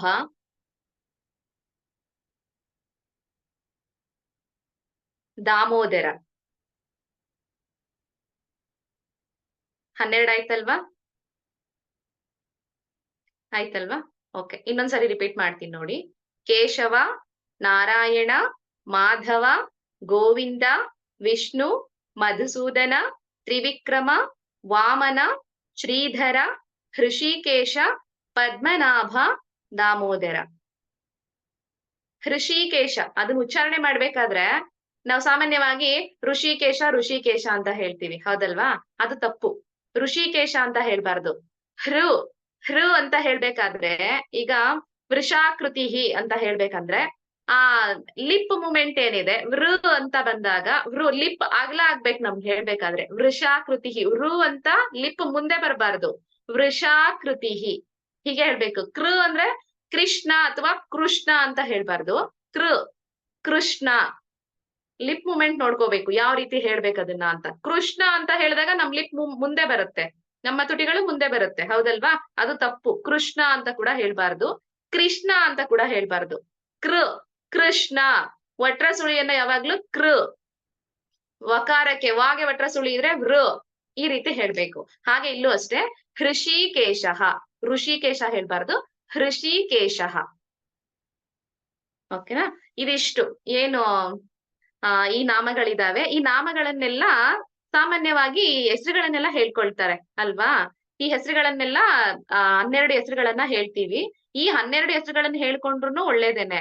ಮತ್ತೆ ಈ 12 ಹೆಸರುಗಳು ಕೂಡ ಭಗವಂತನ ನಾಮಗಳೇನಿದಾವೆ ಇದು ಈ ಒಂದು ಮಂತ್ರದಲ್ಲಿ ಅಡಕವಾಗಿದೆ. ಅದಕ್ಕೆ ಇದನ್ನ ದ್ವಾದಶಾಕ್ಷರಿ ಮಂತ್ರ ಅಂತ ಹೇಳ್ತಾರೆ. ಗೊತ್ತಾಯ್ತಾ? ಇದನ್ನ ದಯವಿಟ್ಟು ಯಾರು ಸ್ಕಿಪ್ ಮಾಡ್ಬೇಡಿ, ಎಲ್ರು ಅದ್ರ ಜೊತೆಗೆ ಸೇರಿಸ್ಕೊಳ್ಳಿ. ಚಿತ್ರಂ ಬ್ರಹ್ಮ ರಮ್ಯತೆ ಆದ್ಮೇಲೆ ಓಂ ನಮೋ ಭಗವತೆ ವಾಸುದೇವ ಹೇಳಿನೇ ಶಾಂತಾಕಾರಂ ಹೇಳ್ಬೇಕು. ದ್ವಾದಶಾಕ್ಷರಿ ಮಂತ್ರದ ಇದೊಂದು ಏನು ಅಂದ್ರೆ ಒಂದೊಂದು ನಾಮಕ್ಕೂ, ಈಗ ಕೇಶವ ಅಂತ ಬಂದ್ರೆ ಕ್ಲೇಶ ನಾಶನ ಮಾಡುವಂತವನು ಅಂತ, ಕ್ಲೇಶವನ್ನ ನಾಶ ಮಾಡುವಂತವನು. ಆ ಒಂದೇ ಒಂದು ನಾಮವನ್ನ ಹೇಳಿದ್ರೆ ಎಷ್ಟು ನಮ್ಗೆ ಒಂದು ಇಡೀ ಮಂತ್ರದ ಒಂದು ಸಾರಾಂಶ ಏನಿದೆ ಅದನ್ನ ಒಂದು ನಾಮವಾಗಿ ನಮಗ್ ಕೊಟ್ಟಿದಾರಲ್ಲ ವ್ಯಾಸರು. ಆ ಒಂದು ನಾಮವನ್ನ ಹೇಳಿದ್ರೆ ನಮ್ಗೆ ಎಷ್ಟು ಪುಣ್ಯ ಬರುತ್ತೋ, ಅದೇ ರೀತಿ ಈ ಒಂದೇ ಒಂದು ಮಂತ್ರವನ್ನ ಹೇಳೋದ್ರಿಂದ, ದ್ವಾದಶಾಕ್ಷರಿ ಮಂತ್ರವನ್ನ, ಈ 12 ನಾಮದಲ್ಲಿ ಇರ್ತಕ್ಕಂತಹ ಫಲವು ಕೂಡ ನಮಗೆ ಸಿದ್ಧಿಸುತ್ತೆ. ಹಾಗಾಗಿ ಇದಕ್ಕೆ ಅಷ್ಟು ಮಹತ್ವ ಇದೆ ದ್ವಾದಶಾಕ್ಷರಿ ಮಂತ್ರಕ್ಕೆ. ಓಕೆ, ಇವಾಗ ಒಂದ್ಸರಿ ಇದನ್ನ ಧ್ಯಾನ ಶ್ಲೋಕವನ್ನ ನಾನು ಕ್ಷೀರೋದನ್ವತಿಂದ ಹೇಳ್ತೀನಿ. ಎಲ್ರು ಕಣ್ಮುಚ್ಕೊಂಡು ಹಾಗೆ ಕೇಳಿಸ್ಕೊಳ್ಳಿ. ಹೇಳೋ ಅಂತವ್ರು ಕೂಡ ಜೊತೆನಲ್ಲಿ ಚಾಂಟ್ ಮಾಡಬಹುದು. ಅದನ್ನ ಹೇಳ್ಬಿಟ್ಟು ಮುಂದಿನ 2 ಶ್ಲೋಕಗಳನ್ನ ತಗೊಳ್ಳೋಣ. ಧ್ಯಾನಂ ಕ್ಷೀರೋದನ್ವತ್ ಪ್ರದೇಶೆ ಶುಚಿಮಣಿ ವಿಲಸತ್ಸೈಕತೆ ಮೌಕ್ತಿಕಾನಾಂ ಮಾಲಾ ಕ್ಲುಪ್ತಾಸನಸ್ಥ ಸ್ಫಟಿಕ ಮಣಿ ನಿಭೈರ್ಮೌಕ್ತಿಕೈರ್ಮಂಡಿತಾಂಗಃ ಶುಭ್ರೈರಭ್ರೈರದಭ್ರೈರುಪರಿ ವಿರಚಿತೈರ್ಮುಕ್ತ ಪೀಯೂಷ ವರ್ಷೈಃ ಆನಂದೀನಃ ಪುನೀಯಾದರಿ ನಳಿನ ಗದಾ ಶಂಖ ಪಾಣಿರ್ಮುಕುಂದಃ ಭೂಃ ಪಾದೌ ಯಸ್ಯ ನಾಭಿರ್ವಿಯದಸುರನಿಲಶ್ಚಂದ್ರ ಸೂರ್ಯೌ ಚ ನೇತ್ರೇ ಕರ್ಣಾವಾಶಾ ಶಿರೋದ್ಯೌರ್ಮುಖಮಪಿ ದಹನೋ ಯಸ್ಯ ವಾಸ್ತೇಯಮಬ್ಧಿಃ ಅಂತಸ್ಥಂ ಯಸ್ಯ ವಿಶ್ವಂ ಸುರನರ ಖಗಗೋ ಭೋಗಿ ಗಂಧರ್ವ ದೈತ್ಯೈಃ ಚಿತ್ರಂ ರಮ್ಯತೆ ತಂತ್ರಿಭುವನ ವಪುಷಂ ವಿಷ್ಣುಮೀಶಂ ನಮಾಮಿ. ಓಂ ನಮೋ ಭಗವತೆ ವಾಸುದೇವಾಯ. ಶಾಂತಾಕಾರಂ ಭುಜಗಶಯನಂ ಪದ್ಮನಾಭಂ ಸುರೇಶಂ ವಿಶ್ವಾಧಾರಂ ಗಗನ ಸದೃಶಂ ಮೇಘವರ್ಣಂ ಶುಭಾಂಗಂ ಲಕ್ಷ್ಮೀಕಾಂತಂ ಕಮಲನಯನಂ ಯೋಗಿ ಹೃದ್ಯಾನಗಮ್ಯಂ ವಂದೇ ವಿಷ್ಣುಂ ಭವಭಯಹರಂ ಸರ್ವಲೋಕೈಕನಾಥಂ ಮೇಘಶ್ಯಾಮಂ ಪೀತಕೌಶೇಯವಾಸಂ ಶ್ರೀವತ್ಸಾಂಕಂ ಕೌಸ್ತುಭೋದ್ಭಾಸಿತಾಂಗಂ ಪುಣ್ಯೋಪೇತಂ ಪುಂಡರೀಕಾಯತಾಕ್ಷಂ ವಿಷ್ಣುಂ ವಂದೇ ಸರ್ವಲೋಕೈಕನಾಥಂ. ನಮಃ ಸಮಸ್ತಭೂತಾನಾಮಾದಿಭೂತಾಯ ಭೂಭೃತೆ ಅನೇಕರೂಪರೂಪಾಯ ವಿಷ್ಣವೇ ಪ್ರಭವಿಷ್ಣವೇ. ಸಶಂಖಚಕ್ರಂ ಸಕಿರೀಟಕುಂಡಲಂ ಸಪೀತವಸ್ತ್ರಂ ಸರಸೀರುಹೇಕ್ಷಣಂ ಸಹಾರವಕ್ಷಸ್ಥಲಶೋಭಿಕೌಸ್ತುಭಂ ನಮಾಮಿ ವಿಷ್ಣುಂ ಶಿರಸಾ ಚತುರ್ಭುಜಂ.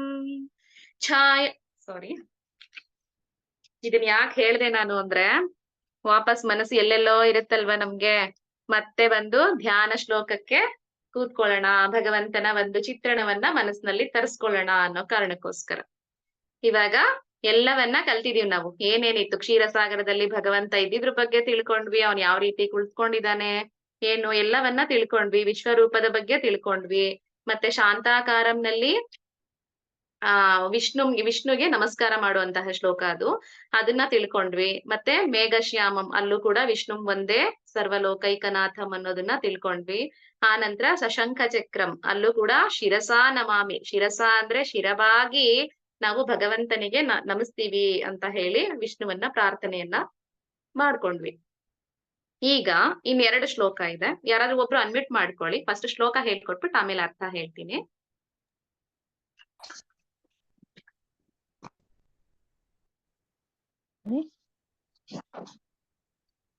ಮಹೋದಯ ಅನ್ಮ್ಯೂಟ್ ಮಾಡಿದೀರಾ? ಮಾಡಿದ್ದೀನಿ ಮಾತಾಜಿ. ಹಾ ಹೇಳಿ ಭಗಿನಿ. ಎಲ್ಲ ಛಾಯಾಯಾಂ ಪಾರಿಜಾತಸ್ಯ ಛಾಯಾಯಾಂ ಪಾರಿಜಾತಸ್ಯ ಹೇ 2 ಟೈಮ್ಸ್ ಹೇಳಿ ಭಗಿನಿ, 2 ಸಾರಿ ಹೇಳಿ. ಛಾಯಾಯಾಂ ಪಾರಿಜಾತಸ್ಯ ಹೇಮ ಸಿಂಹಾಸನೋಪರಿ ಹೇಮ ಸಿಂಹಾಸನೋಪರಿ ಹೇಮ ಸಿಂಹಾಸನೋಪರಿ ಆಸೀನಮಂಬುದಶ್ಯಾಮಂ ಆಸೀನಮಂಬುದಶ್ಯಾಮಂ ಆಸೀನಮಂಬುದಶ್ಯಾಮಂ ಅಂಬುದಶ್ಯಾಮಂ ಆಸೀನಮಂಬುದಶ್ಯಾಮಂ ಆಸೀನಮಂಬುದಶ್ಯಾಮಂ ಶ್ಯಾಮಂ ಶ್ಯಾಮ ಶ್ಯಾಮಂ ಶ್ಯಾಮಂ ಶ್ಯಾಮಂ ಆಯತಾಕ್ಷಮಲಂಕೃತಂ ಮಾಯತಾಕ್ಷಮಲಂಕೃತಂ ನಾನು ಬಿಡಿಸಿ ಹೇಳ್ಕೊಡ್ತಾ ಇದ್ದೀನಿ ಅಲ್ಲಿ. ಆಸೀನಮಂಬುದಶ್ಯಾಮ ಮಾಯತಾಕ್ಷಮಲಂಕೃತಂ ಈ ರೀತಿ ಇದೆ ಅಲ್ವಾ, ಅದು ದೀರ್ಘವಾಗಿ ಹೇಳೋಕ್ ಕಷ್ಟ ಆಗತ್ತೆ ಅನ್ಬಿಟ್ಟು ಶ್ಯಾಮಂಗೆ ನಿಲ್ಸ್ಕೊಳ್ತಾ ಇದ್ದೀನಿ. ಅಲ್ಲಿ ಮಾರ್ಕ್ ಮಾಡ್ಕೊಳ್ಳಿ. ಅಂಬುದಶ್ಯಾಮಂ ಆಯತಾಕ್ಷಂ ಅಲಂಕೃತಂ. ನೀವು ಕಲಿಯೋವರೆಗೂ ಆ ರೀತಿ ಸ್ಪ್ಲಿಟ್ ಮಾಡಿ ಅದಕ್ಕೆ ಅರ್ಥವನ್ನ ತಿಳ್ಕೊಂಡು ಕಲ್ತ್ಕೊಳ್ತಾ ಹೋದ್ರೆ ಪೂರ್ತಿ ನಿಮ್ಗೆ ಹೇಳೋವಾಗ ಈಸಿಯಾಗಿ ಬರುತ್ತೆ. ನಾವು ಕಂಟಿನ್ಯೂಸ್ ಆಗಿ ಹೇಳ್ಕೊಂಡು ಹೋಗ್ತೀವಲ್ಲ, ಆಸೀನಮಂಬುದ ಶ್ಯಾಮಂ ಆದ್ಮೇಲೆ ನಿಮ್ಗೆ ಗೊತ್ತಿರುತ್ತೆ ನೆಕ್ಸ್ಟ್ ಏನಿದೆ ಅಂತ. ಅವಾಗ ಅಲ್ಲಿ ದೀರ್ಘ ಆಗ್ಲಿ ರಸ್ವಾಗ್ಲಿ ಮಿಸ್ ಆಗಲ್ಲ. ಆಯತಾಕ್ಷಂ ಅಲಂಕೃತಂ ಬರ್ಬೇಕು ಅಂದಾಗ ತನ್ನಕ್ ತಾನೇ ಮಾಯತಾಕ್ಷಂ ಅಲಂಕೃತಂ ಬಂದೇ ಬರುತ್ತೆ. ಹಾಗಾಗಿ ಬಿಡಿಸಿ ಹೇಳ್ತಾ ಇರೋದು. ಆಸೀನಮಂಬುದ ಶ್ಯಾಮಂ ಆಯತಾಕ್ಷಮಲಂಕೃತಂ. ಆಸೀನಮಂಬುದ ಶ್ಯಾಮಂ ಆಯತಾಕ್ಷಮಲಂಕೃತಂ. ಒಟ್ಟಿಗೆ ಹೇಳೋದಿದ್ರೆ ಹೇಳಿ. ಆಸೀನಮಂಬುದ ಶ್ಯಾಮಮಾಯತಾಕ್ಷಮಲಂಕೃತಂ. ಆಸೀನಮಂಬುದ ಶ್ಯಾಮಂ ಆಯತಾಕ್ಷಮಲಂಕೃತಂ. ಪೂರ್ತಿ ಹೇಳಿ ಒಂದ್ಸರಿ. ಆಸೀನಮಂಬುದ ಛಾಯಾಯಾಂ ಪಾರಿಜಾತಸ್ಯ ಮಾಯತಾಕ್ಷಂ ಅಲಂಕೃತಂ. ಸರಿ, ನೆಕ್ಸ್ಟ್ ಶ್ಲೋಕ. ಇನ್ನೊಬ್ರು ಯಾರಾದ್ರೂ ಅನ್ಮ್ಯೂಟ್ ಮಾಡ್ಕೊಳ್ಳಿ.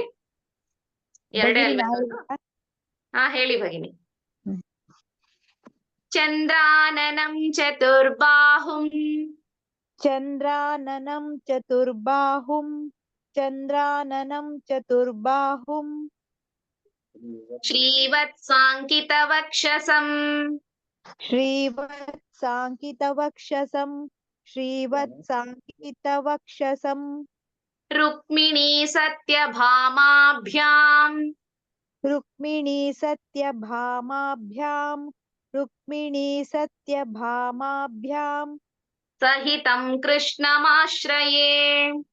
ಸಹಿತಂ ಕೃಷ್ಣಮಾಶ್ರಯೇ.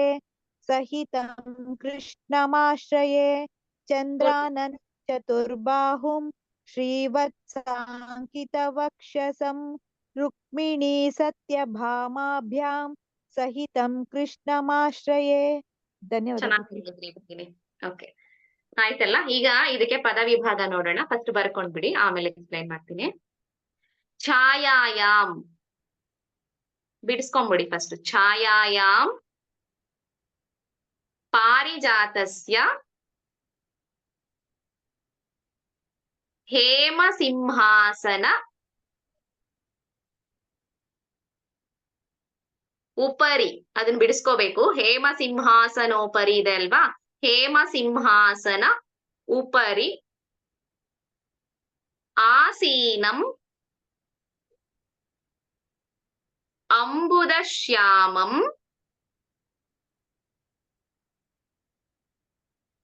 ಆಯತಾಕ್ಷಂ ಅಲಂಕೃತಂ. ಚಂದ್ರಾನನಂ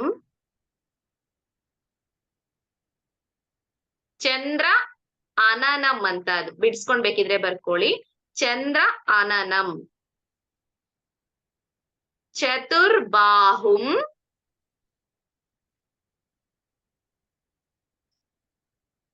ಶ್ರೀವತ್ಸ ಅಂಕಿತ ವಕ್ಷಸಂ. ಶ್ರೀವತ್ಸ ಅಂಕಿತ ವಕ್ಷಸಂ.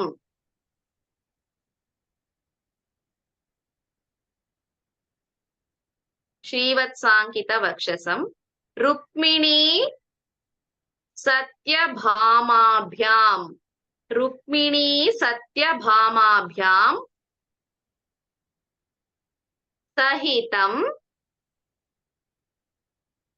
ಕೃಷ್ಣಂ ಆಶ್ರಯೇ. ಕೃಷ್ಣಂ ಆಶ್ರಯೇ. ಈಗ ಆ ಪದಗಳ ಅರ್ಥವನ್ನ ತಿಳ್ಕೊಳ್ಳೋಣ. ಛಾಯಾಯಾಮ್ ಅಂತಂದ್ರೆ, ಛಾಯೆ ಅಂದ್ರೆ ನೆರಳು, ನೆರಳಿನಲ್ಲಿ. ಛಾಯಾಯಾಮ್, ಛಾಯೆ ಅಂದ್ರೆ ನೆರಳಿನಲ್ಲಿ.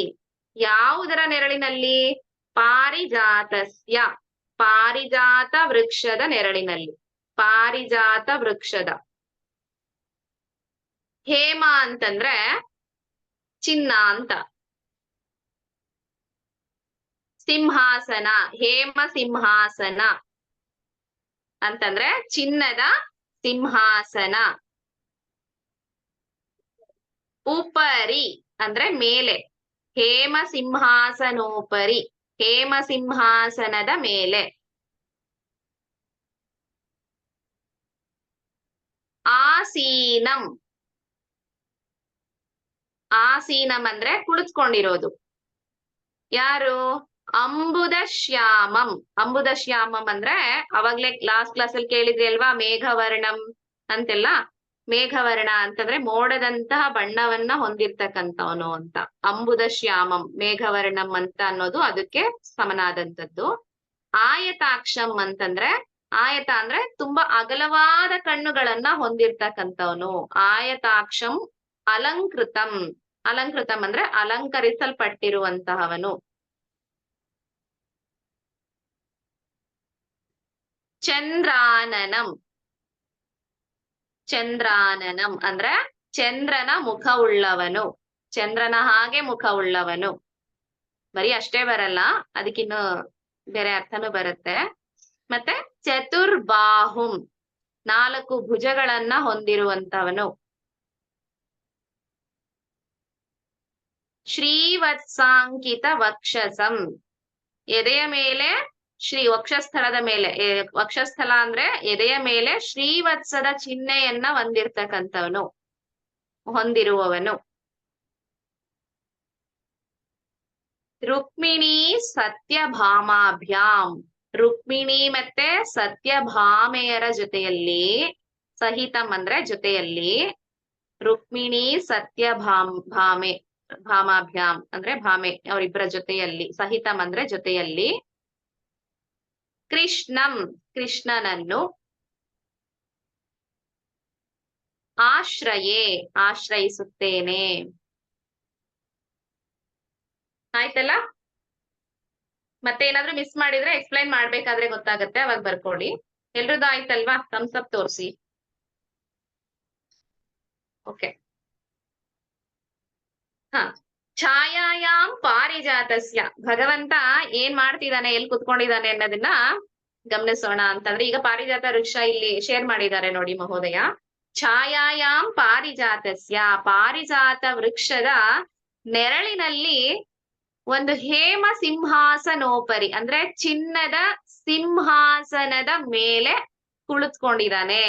ಛಾಯಾಯಾಮ್ ಪಾರಿಜಾತಸ್ಯ, ಪಾರಿಜಾತ ವೃಕ್ಷದ ನೆರಳಿನ ಕೆಳಗಡೆ ಚಿನ್ನದ ಸಿಂಹಾಸನದ ಮೇಲೆ ಕುಳಿತುಕೊಂಡಿದ್ದಾನೆ. ಹೇಮ ಸಿಂಹಾಸನೋಪರಿ, ಹೇಮ ಸಿಂಹಾಸನ ಅಂದ್ರೆ ಚಿನ್ನದ ಸಿಂಹಾಸನದ ಮೇಲೆ ಕುಳಿತಿರೋಂಥವ್ನು.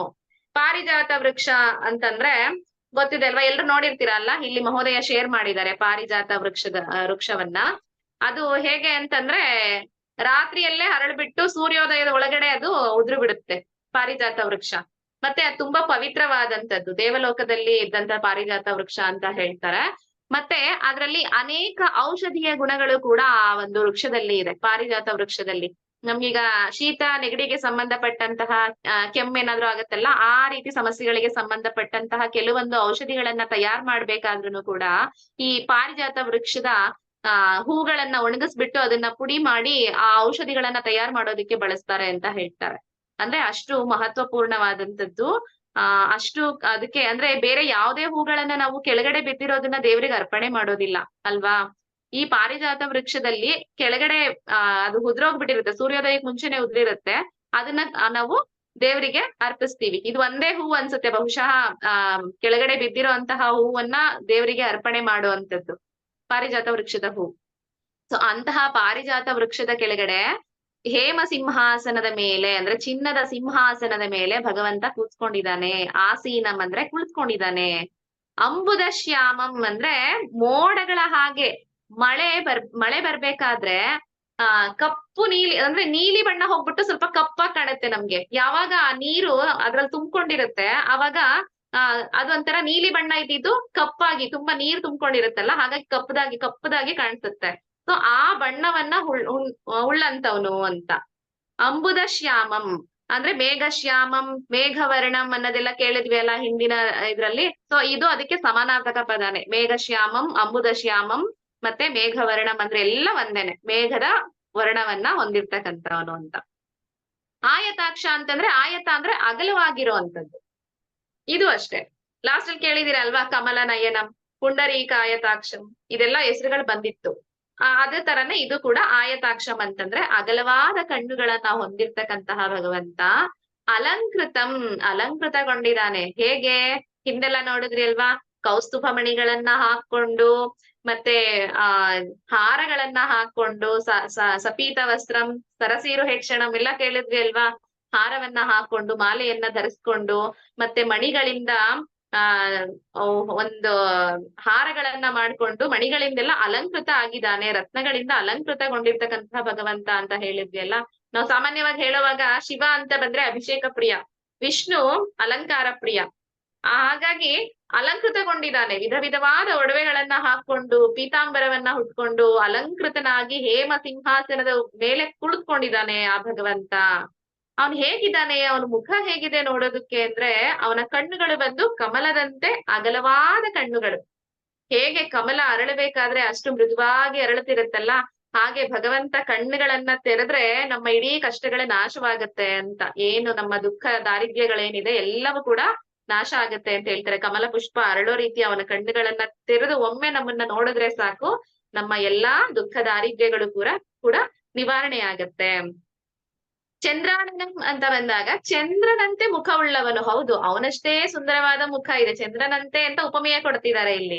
ನಾವಲ್ಲಿ ಕೇವಲ ಚಂದ್ರನಂತೆ ಸುಂದರವಾದ ಮುಖವುಳ್ಳವನು ಅನ್ನೋದಕ್ಕಿಂತ ಹೆಚ್ಚಾಗಿ ಚಂದ್ರನ ಹಾಗೆ ತಂಪಾದ ಮುಖವುಳ್ಳವನು ಅಂತ ಕೂಡ ತಿಳ್ಕೊಬಹುದು ಇಲ್ಲಿ.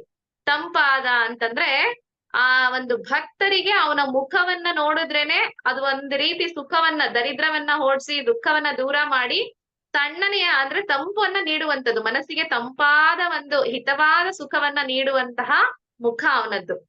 ಹಾಗಾಗಿ ಚಂದ್ರಾನನಂ ಅಂತ ಹೇಳಿದ್ದಾರೆ ಇಲ್ಲಿ. ಚಂದ್ರನಂತೆ ಮುಖವುಳ್ಳವನು ಅನ್ನೋದ್ರ ಜೊತೆಗೆ ಕೇವಲ ಚಂದ್ರನಷ್ಟು ಸುಂದರ ಮಾತ್ರ ಅಲ್ಲ, ಅವನಷ್ಟೇ ತಣ್ಣನೆಯ ಅಂದ್ರೆ ತಂಪಾದ ಮುಖವುಳ್ಳವನು ಅಂತ. ಅವನ ಮುಖವನ್ನ ದರ್ಶನ ಮಾಡೋದ್ರಿಂದಾಗಿ ನಮ್ಮ ಎಲ್ಲಾ ದುಃಖಗಳನ್ನು ಕೂಡ ಮರೆತು ಆ ಒಂದು ಹೇಗೆ ಇವಾಗ ನಾವು ಹಗಲೆಲ್ಲ ಸೂರ್ಯನನ್ನ ನೋಡ್ತಿರ್ತೀವಿ, ಸೂರ್ಯನ ಬಿಸಿಲಿರುತ್ತೆ, ರಾತ್ರಿ ಆದ್ಮೇಲೆ ನಮ್ಗೆ ಯಾವಾಗ ತುಂಬಾ ಮನಸ್ಸಿಗೆ ಸಮಾಧಾನ ಶಾಂತಿ ಸಿಗೋದು ಅಂದ್ರೆ ರಾತ್ರಿನಲ್ಲೇ, ಹೌದಲ್ವಾ? ಆ ಚಂದ್ರನ ತಂಗಾಳಿಯಲ್ಲಿ ಆ ಚಂದ್ರ ಬಂದಾಗ್ಲೇ ಅದು ತಂಪು ಅನ್ನೋದಿರೋದು, ಆ ಒಂದು ತಂಪಾದ ಗಾಳಿಯಲ್ಲಿ ನಮ್ಗೆ ಸುಖ ಸಿಗ್ತಾ ಇರತ್ತೆ. ಅದೇ ರೀತಿ ಆ ಭಗವಂತನ ಮುಖ ಕೂಡ ಹಾಗೆ ಚಂದ್ರನ ಹಾಗೆ ಇದೆ, ಚಂದ್ರನ ಹಾಗೆ ತಂಪಾಗಿದೆ. ಆ ಮುಖದ ದರ್ಶನದಿಂದಲೇ ನಾವು ಸುಖವನ್ನ ಇಲ್ಲಿ ಪಡಿಬಹುದು, ಅನುಭವಿಸ್ತಾರೆ ಭಕ್ತರು ಅಂತ. ಮತ್ತೆ ಚತುರ್ಬಾಹುಂ ಅಂತಂದ್ರೆ 4 ಭುಜಗಳನ್ನ ಹೊಂದಿದ್ದಾನೆ, ಶಂಖ ಚಕ್ರ ಗದಾ ಪದ್ಮಗಳನ್ನ ಹಿಡಿದಿದ್ದಾನೆ. ಇದ್ರ ಬಗ್ಗೆ ಎಲ್ಲ ತಿಳ್ಕೊಂಡಿದೀರಾ. ಶಂಖ ಅಂತಂದ್ರೆ ಪಾಂಚಜನ್ಯ ಗದೆ, ಕೌಮೋದಕಿ ಗದೆ, ಚಕ್ರ ಬಂದು ಸುದರ್ಶನ ಚಕ್ರ, ಮತ್ತೆ ಪದ್ಮ ಅಂದ್ರೆ ಕಮಲ. ಇವೆಲ್ಲವನ್ನು 4 ಕೈಗಳಲ್ಲಿ ಶಂಖ ಚಕ್ರ ಗದಾ ಪದ್ಮಗಳನ್ನ ಹಿಡ್ಕೊಂಡಿರ್ತಕ್ಕಂತಹ ಭಗವಂತ. ಶ್ರೀವತ್ಸಾಂಕಂ ಅಂದ್ರೆ ಶ್ರೀವತ್ಸದ ಚಿಹ್ನೆಯನ್ನ ಹೊಂದಿದ್ದಾನೆ. ಲಾಸ್ಟ್ ಕ್ಲಾಸ್ ಅಲ್ಲಿ ಇದರ ವಿವರಣೆ ಕೂಡ ಮಹೋದಯ ಕೊಟ್ಟಿದ್ದಾರೆ, ಶ್ರೀವತ್ಸದ ಚಿಹ್ನೆ ಹೇಗಿರುತ್ತೆ ಏನು ಅಂತ ಅನ್ನೋದನ್ನ. ಮತ್ತೆ ರುಕ್ಮಿಣಿ ಸತ್ಯಭಾಮಾಭ್ಯಾಂ, ರುಕ್ಮಿಣಿ ಮತ್ತೆ ಸತ್ಯಭಾಮೆಯರ ಸಹಿತಂ ಸಮೇತವಾಗಿ ಅವನು ಕುಳಿತುಕೊಂಡಿದ್ದಾನೆ. ಹೇಗ್ ಕುಳಿತುಕೊಂಡಿದ್ದಾನೆ ಮೊದ್ಲಿಂದ ಹೇಳ್ಬೇಕಂತಂದ್ರೆ, ಅವನು ಛಾಯಾಯಾಂ ಪಾರಿಜಾತಸ್ಯ, ಒಂದು ಚಿನ್ನದ ಸಿಂಹಾಸನ ಇದೆ, ಒಂದು ಪಾರಿಜಾತ ವೃಕ್ಷದ ನೆರಳಿನಲ್ಲಿ, ಆ ನೆರಳಿನಲ್ಲಿ ಚಿನ್ನದ ಸಿಂಹಾಸನ ಇದೆ. ಆ ಸಿಂಹಾಸನದ ಮೇಲೆ ಅನೇಕ ಮಾಲೆಗಳಿಂದ ಅಲಂಕೃತಗೊಂಡಂತಹ ಭಗವಂತ ಕೌಸ್ತುಭ ಮಣಿಗಳಿಂದ ಅಲಂಕೃತನಾಗಿ ಪೀತಾಂಬರಗಳನ್ನ ಉಟ್ಟು ಶಂಖ ಚಕ್ರ ಗದಾ ಪದ್ಮಗಳನ್ನ ತನ್ನ ಕೈಯಲ್ಲಿ ಹಿಡ್ಕೊಂಡು ಆ ಚಿನ್ನದ ಸಿಂಹಾಸನದ ಮೇಲೆ ಕುಳಿತುಕೊಂಡಿದ್ದಾನೆ. ಒಬ್ನೇ ಕೂತಿದಾನ? ಇಲ್ಲ, ಅವನ ಜೊತೆ ಸತ್ಯಭಾಮೆ ಮತ್ತೆ ರುಕ್ಮಿಣಿ ಕೂಡ ಇದ್ದಾರೆ. ಅಂತಹ ಶ್ರೀಕೃಷ್ಣನನ್ನ ನಾವು ಆಶ್ರಯಿಸೋಣ.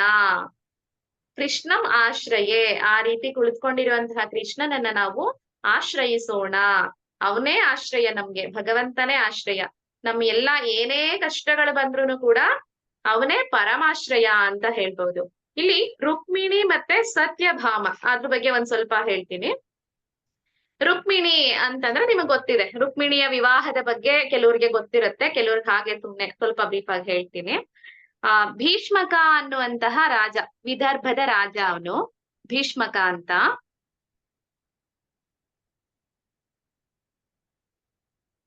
ಭೀಷ್ಮಕ ಅನ್ನೋನು ವಿದರ್ಭದ ರಾಜ. ಆತನಿಗೆ 2 ಮಕ್ಕಳು, ರುಕ್ಮಿಣಿ ಮತ್ತೆ ರುಕ್ಮಿ ಅಂತ. ರುಕ್ಮಿ ಮತ್ತೆ ರುಕ್ಮಿಣಿ. ರುಕ್ಮಿ ಅನ್ನೋನು ರುಕ್ಮಿಣಿಯ ಸಹೋದರ, ಇಬ್ರು ಮಕ್ಕಳು ರುಕ್ಮಿ ಮತ್ತೆ ರುಕ್ಮಿಣಿ ಅಂತ.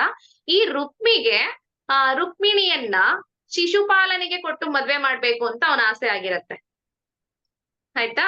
ಶಿಶುಪಾಲನಿಗೆ ತನ್ನ ತಂಗಿಯನ್ನ ಕೊಟ್ಟು ಮದ್ವೆ ಮಾಡ್ಬೇಕು ಅನ್ನೋದು ಅವನ ಆಸೆ ಆಗಿರತ್ತೆ. ಆದ್ರೆ ರುಕ್ಮಿಣಿ ಬಾಲ್ಯದಿಂದ ಕೃಷ್ಣನ ಲೀಲೆಗಳನ್ನ ಕೇಳ್ಕೊಂಡು ಅವನನ್ನೇ ಮನಸ್ಸಿನಲ್ಲಿ ಇಟ್ಕೊಂಡು ಅವನನ್ನೇ ಮದ್ವೆ ಆಗೋದಾದ್ರೆ ನಾನು ಅವನನ್ನೇ ಆಗೋದು ಅನ್ನೋ ರೀತಿ ಅವನನ್ನ ಪ್ರೀತಿಸ್ತಾ ಇರ್ತಾಳೆ.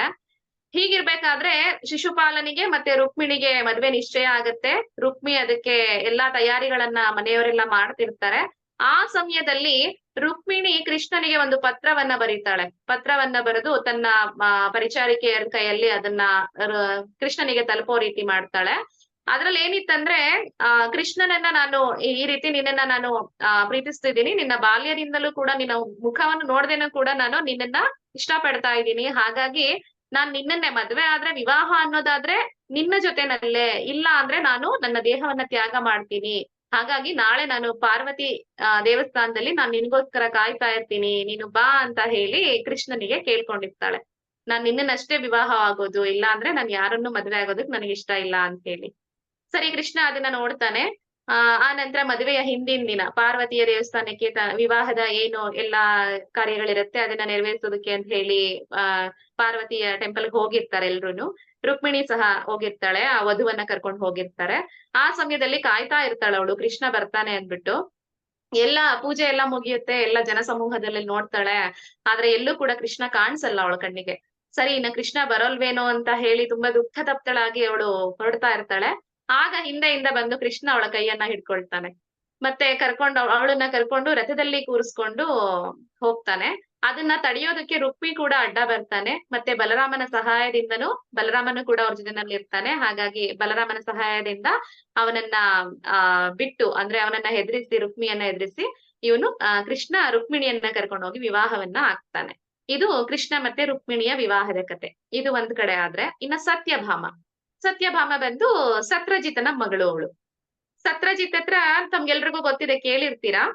ಸಮಂತಕ ಮಣಿ ಇರತ್ತಲ್ಲ, ಆ ಸಮಂತಕ ಮಣಿ ಅದನ್ನ ಕೃಷ್ಣ ಕೇಳಿರ್ತಾನೆ ಒಂದೊಮ್ಮೆ. ಅದನ್ನ ಅವನು ಕೊಟ್ಟಿರೋದಿಲ್ಲ. ಸತ್ಯಜಿತ್ತು ಯಾರಿಗೂ ಕೊಟ್ಟಿರೋದಿಲ್ಲ, ಅದನ್ನ ಅವನ ಹತ್ರನೇ ಇಟ್ಕೊಂಡಿರ್ತಾನೆ ಸಮಂತಕ ಮಣಿಯನ್ನ.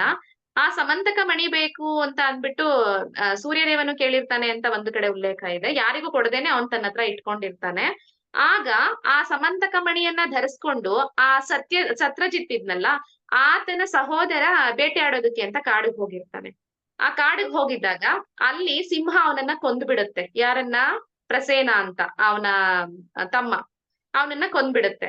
ಈಗ ಕೃಷ್ಣ ಹಿಂದೆ ಕೇಳಿದ್ನಲ್ಲ ಸಮಂತಕ ಮಣಿ ಬೇಕು ಅಂದ್ಬಿಟ್ಟು, ಇಲ್ಲಿ ಹುಲಿ ಕೊಂದ ನಂತರ, ಸಿಂಹ ಕೊಂದ ನಂತರ ಅವನನ್ನ ಈ ಸಿಂಹರ ಜೊತೆ ಹೋರಾಡಿ ಜಾಂಬವಂತ ಆ ಮಣಿಯನ್ನ ಎತ್ಕೊಂಡೋಗಿ ತನ್ನ ಮಗನಿಗೆ ಆಟ ಆಡೋದು ಕೊಟ್ಟಿರ್ತಾನೆ, ಈ ಸಮಂತಕ ಮಣಿಯನ್ನ.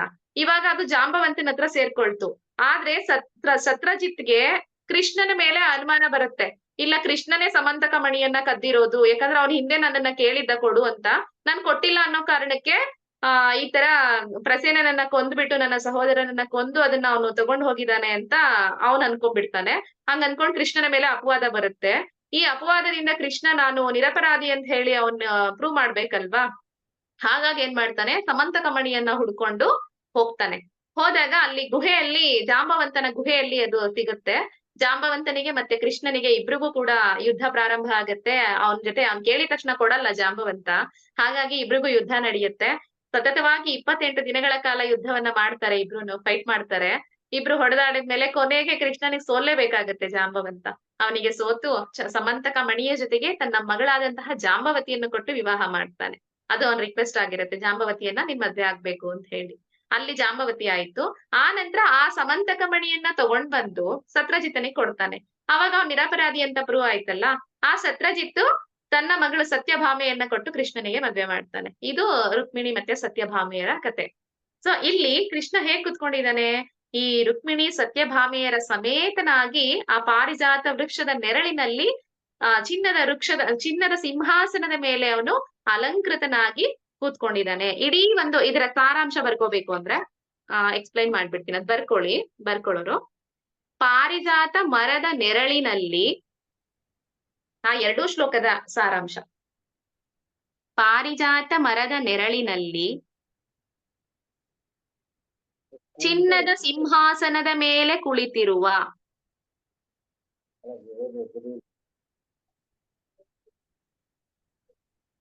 ಮಳೆಯನ್ನು ಹೊತ್ತ ಮೋಡದಂತೆ ಕಡುನೀಲಿ ಬಣ್ಣವನ್ನು ಹೊಂದಿರುವ ಮಳೆಯನ್ನು ಹೊತ್ತ ಮೋಡದಂತೆ ಕಡುನೀಲಿ ಬಣ್ಣವನ್ನು ಹೊಂದಿರುವ ಉದ್ದ ಮತ್ತು ಅಗಲವಾದ ಆಯತಾಕ್ಷಂ ಅಂತ ಹೇಳಿದ್ವಿ ಅಲ್ಲ, ಉದ್ದ ಮತ್ತು ಅಗಲವಾದ ಸುಂದರವಾದ ಕಣ್ಣುಗಳನ್ನು ಹೊಂದಿರುವ ಉದ್ದ ಮತ್ತು ಅಗಲವಾದ ಸುಂದರವಾದ ಕಣ್ಣುಗಳನ್ನು ಹೊಂದಿರುವ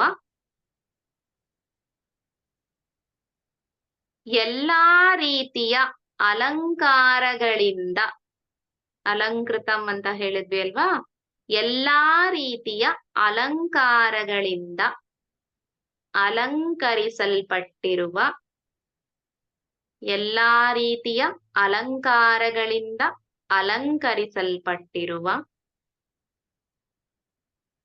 ಚಂದ್ರನಂತೆ ಸುಂದರ ಹಾಗೂ ತಂಪಾದ ಮುಖವನ್ನು ಹೊಂದಿರುವ ಚಂದ್ರನಂತೆ ಸುಂದರ ಹಾಗೂ ತಂಪಾದ ಮುಖವನ್ನು ಹೊಂದಿರುವ ಆಯ್ತಲ್ವಾ, ರುಕ್ಮಿಣಿ ಸತ್ಯಭಾಮೆಯರ ಸಮೇತನಾಗಿ ಕುಳಿತಿರುವ ರುಕ್ಮಿಣಿ ಸತ್ಯಭಾಮೆಯರ ಸಮೇತನಾಗಿ ಕುಳಿತಿರುವ ಆಯ್ತಾ, ಫಾಸ್ಟ್ ಆಯ್ತಾ? ಶ್ರೀಕೃಷ್ಣನನ್ನು ನಾನು ಆಶ್ರಯಿಸುತ್ತೇನೆ. ಇನ್ನೊಂದ್ಸರಿ ಹೇಳ್ತೀನಿ, ನೋಡ್ಕೊಂಬಿಡಿ, ತಪ್ಪಿದ್ರೆ ಕರೆಕ್ಷನ್ ಮಾಡ್ಕೊಳ್ಳಿ.